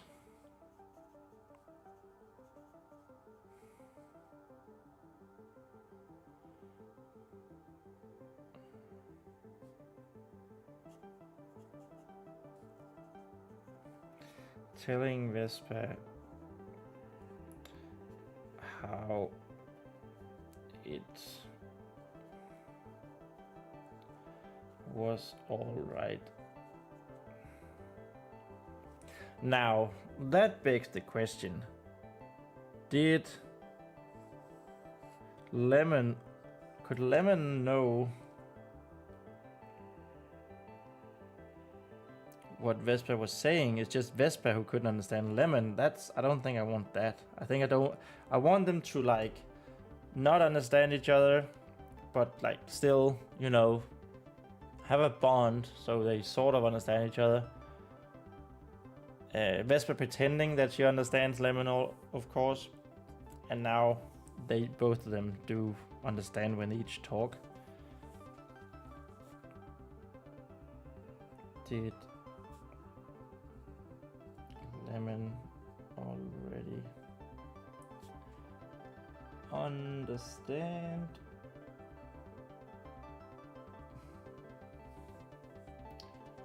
No. ...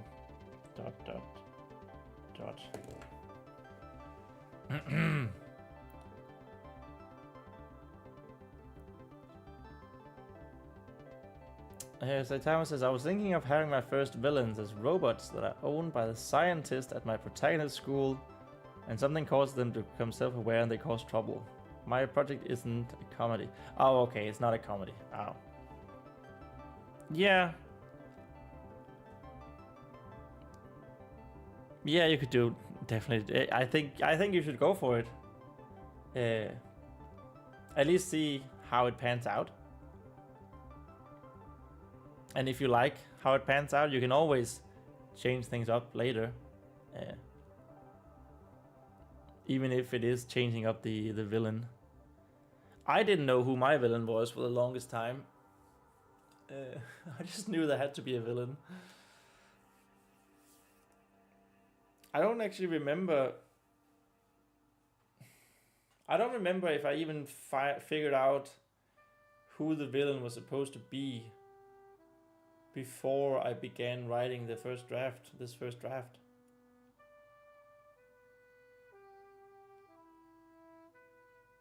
Back when I was doing prep work.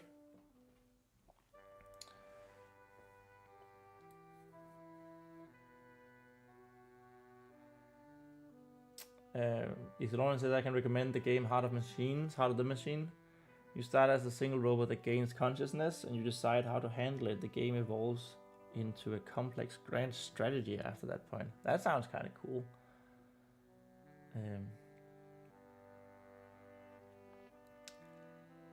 I love games where stories where robots gain sentience. I don't like AI in real life, but I love the question of when something is human. The Talos Principle. Phenomenal game. I haven't finished the second one, but I like that as well. I really like all the philosophical questions that game poses. Saitama says, my project mainly focuses on my main protagonist and her life, the school that she attends, her friends and family. I only use certain One Punch Man characters that fit well in the story. That's true. Yeah, you mentioned that already. It's just a little bit difficult, I think, for my brain to distinguish, like, oh, you're using One Punch Man characters, sure, when they fit the story, but like, and you're not doing a comedy. But that's mostly my issue, I guess. It's not that I want you to change anything up or something. You should do exactly what you want. Yeah. Outstretched.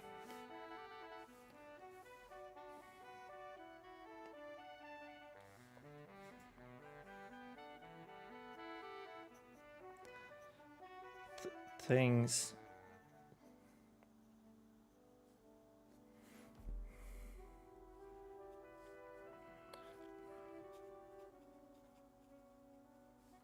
Vespa's embarrassment had hardly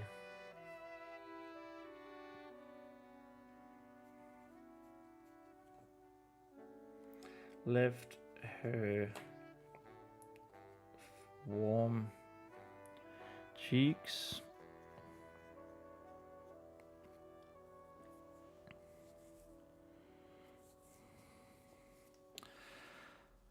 Hey, I think we managed to do a page, so that's good. We are so back, guys.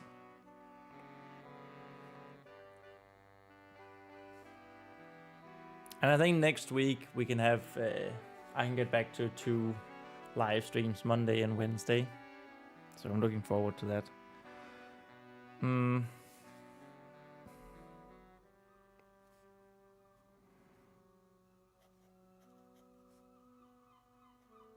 But it was still nice to know that Lemon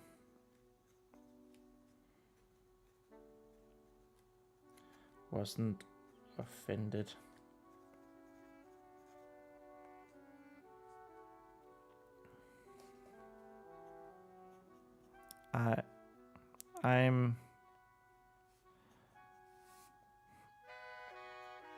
I'm sorry anyway.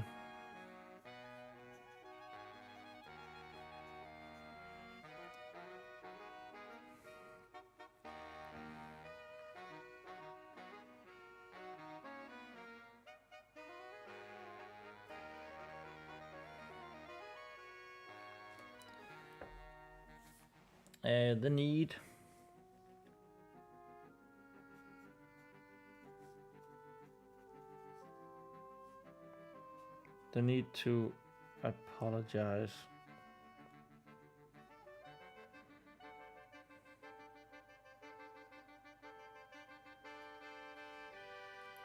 was still strong.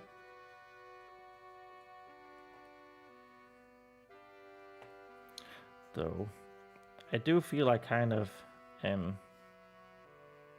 said the same thing twice there.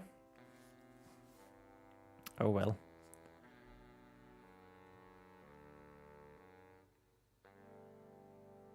As Atama said, sometimes people can't fully remember what I say, and I get a bit confused when I say it again. They don't remember me saying it that way. Yeah, I'm sorry if you feel like that has happened now. I do like hearing you tell about your story though, or your project. So please keep the details coming. It's just that, well, it's been a couple of weeks since I last live streamed, and you know, I have a lot going on in my life right now. It's been a bit hectic. I'm very tired, so that's my excuses at least. Isadora says, I, Robot, the movie, goes into the AI gain consciousness things, or at least becomes more than a tool. I like that movie. I love iRobot. I really, really love iRobot. I saw iRobot as a, you know, like a movie theater rip off, or like when someone was sitting in a. I didn't know it at the time that it was a rip-off or like a pirate version, but it was someone sitting in a movie theater with a camera and recording everything, and it was just odd.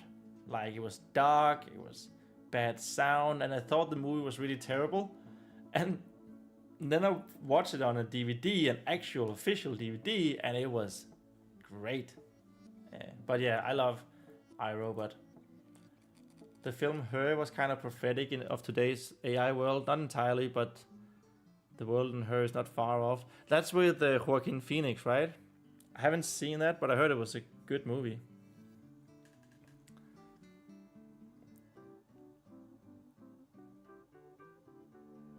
Hey, Infinity Cute is here. Welcome to the live stream. Or the end of the live stream, at least.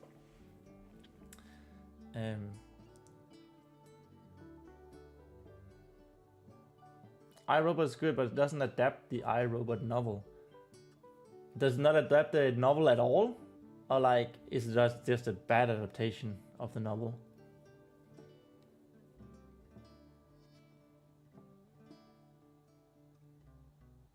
No other AI work got so close to how AI actually developed in the real world. It's interesting. I should probably watch it. I've heard good things about it. All right.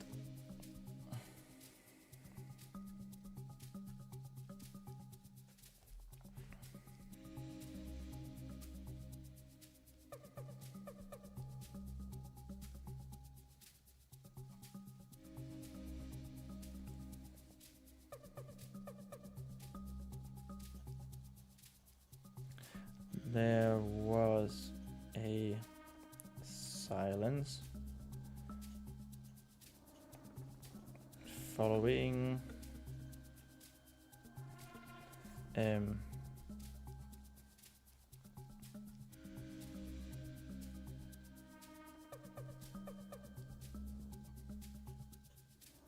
the apology.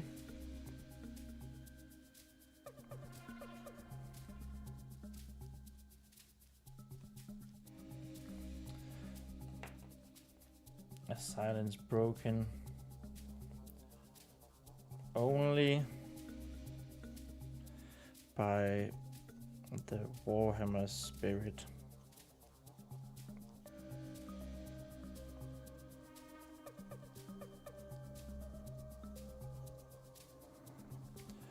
Who once again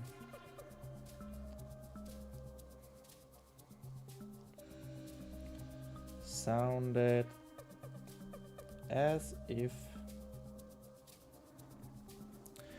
he had been in deep thought.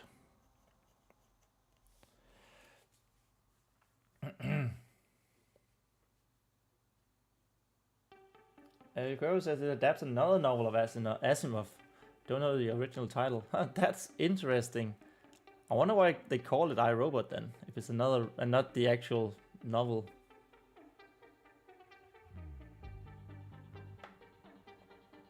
In Spanish it's called Bóvedas de Acero.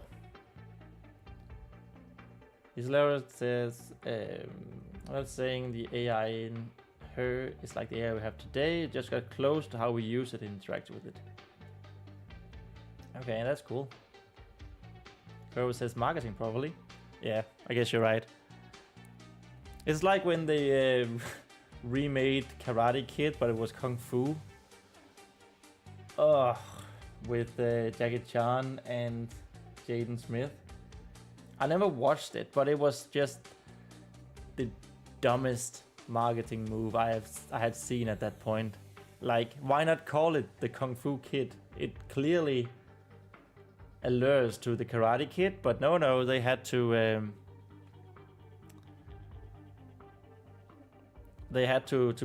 prey on the nostalgia, even though it's the wrong martial arts. That was weird.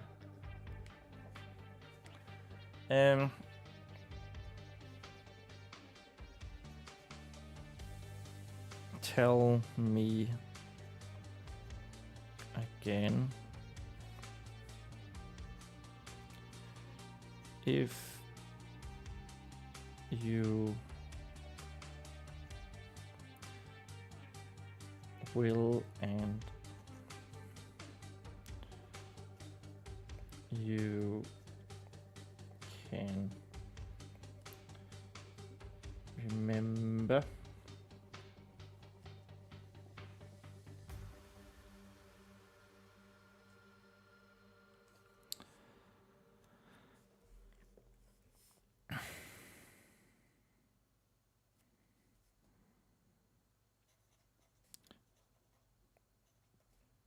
Renee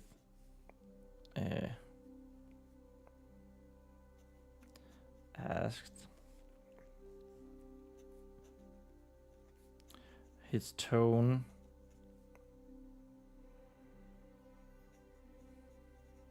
told that he had moved on to different things. then if Lemon was a boy or a girl.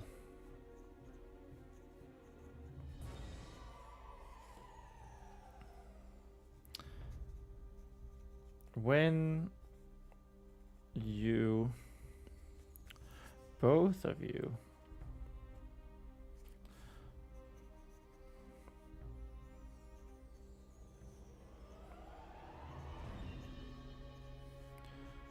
were gone,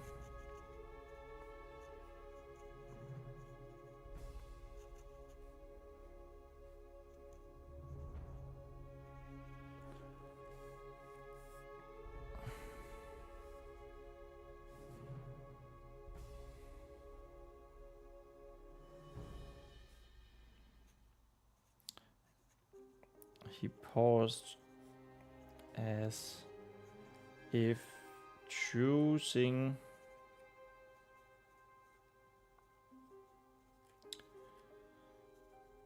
his words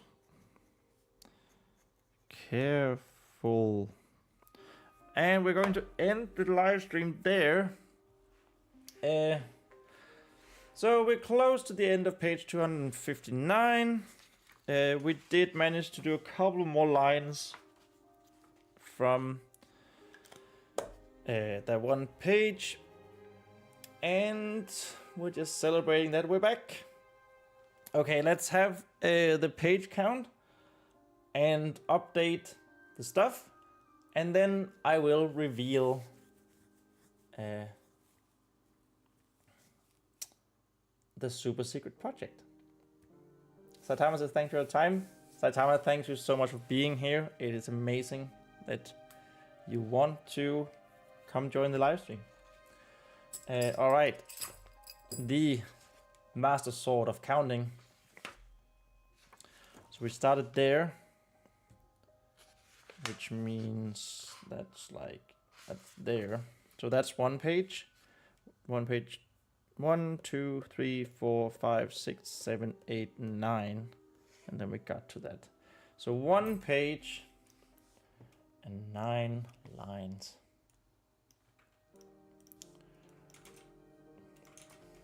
So one page and 9 lines. 449 words. That is a-okay. 95,893 words in total.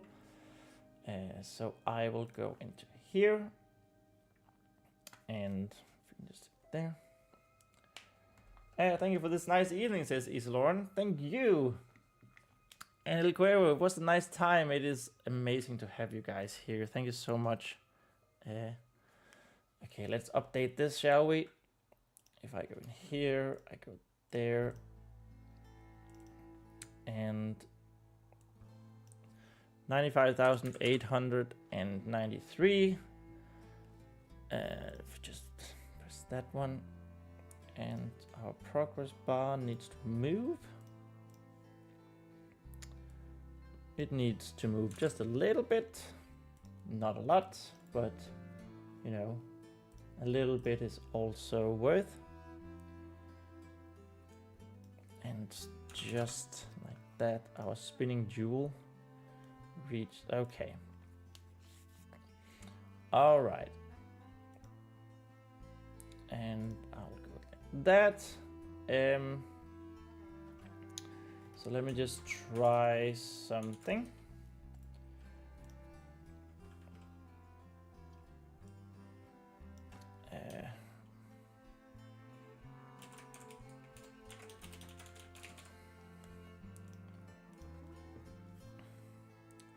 Okay, I just need to... No, that's not it. That was not it. I should really have have thought of this before. Okay, just bear with me for a second.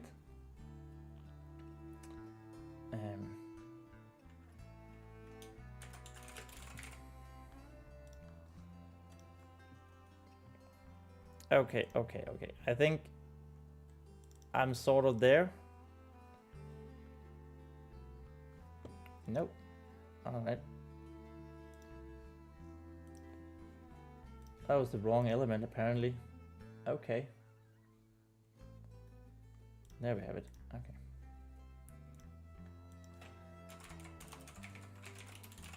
Man, I should really have prepared better, but in my defense, I was terrible at time management this time around.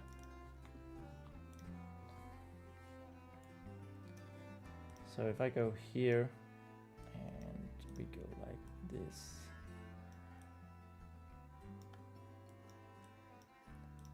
Okay, okay.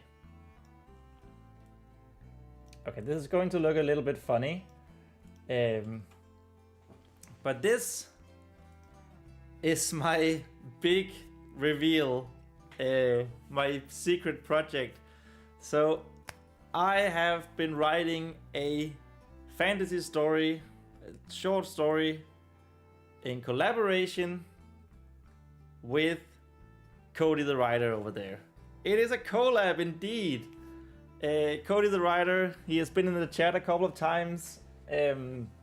He found me in November when I was live streaming, and he live streams himself. He has published one book. He is publishing his second book in September. He's got 2,000 subscribers on YouTube. You should go check him out. But we have made a collab fantasy story where the idea is that we take that I don't know if you guys remember, but this game that was played as when we were children, I was a child, where we would fold a piece of paper and then one person would draw on one section, fold it back so the second person can't see what was drawn before him, and then that person has to continue the story blind. So we're making a fantasy story where we're blind to what each other has written. And I still don't know what Cody has written. He doesn't know what I wrote. So I think it's going to be really fun. There's going to be this video.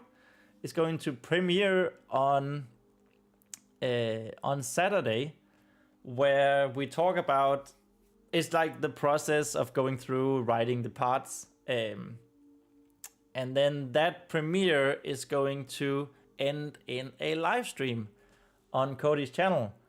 So this video will be on my channel, and the live stream will be on his channel, where we read it aloud for the first time.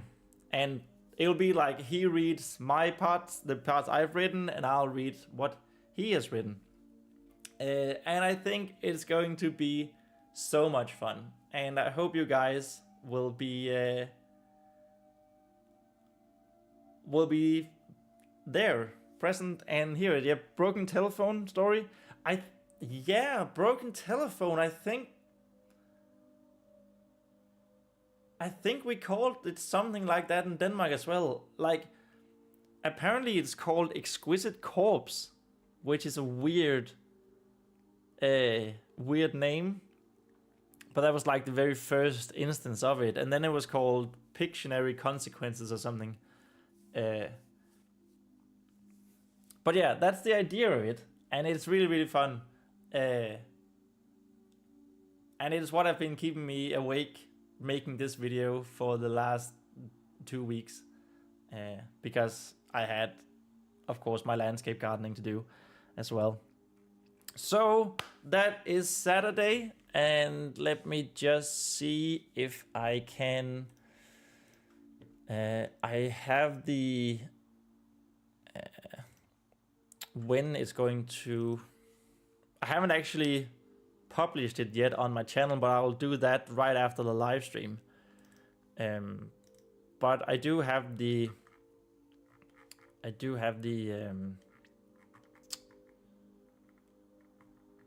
Like the scheduling of it.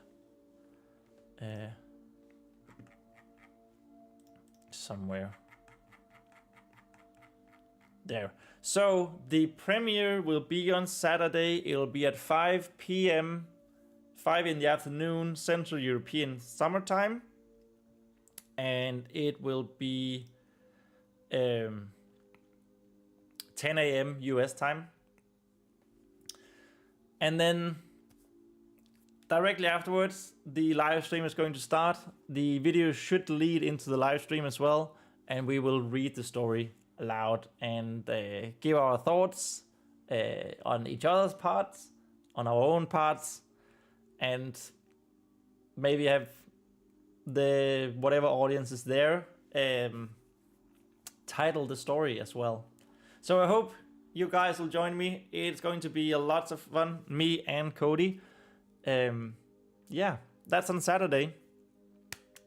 So be there. And next live stream, as I said, I think will be Monday, but it probably won't go live until after this story, just so my the feed from on YouTube is focused on this. And I'm going to be spamming the community tab with this because I want as many people to know about it as possible. I hope you can forgive me on that. Right. So that's it. That's the big super secret project. It will go live. I will set it live, the premiere. So, and of course the premiere is almost a live stream. Me and Cody will be there in the chat, chatting to you guys, hopefully, if you're there. And yeah, so that'll be Saturday. Monday next week is the next live stream. And thank you guys so much for watching. I think I'll end it here. Hope to see you Saturday. And thank you so much for being here. Remember, we write our own stories. And have a good night. Alright, bye. Okay, yeah, I definitely need to work on my outro. See you guys.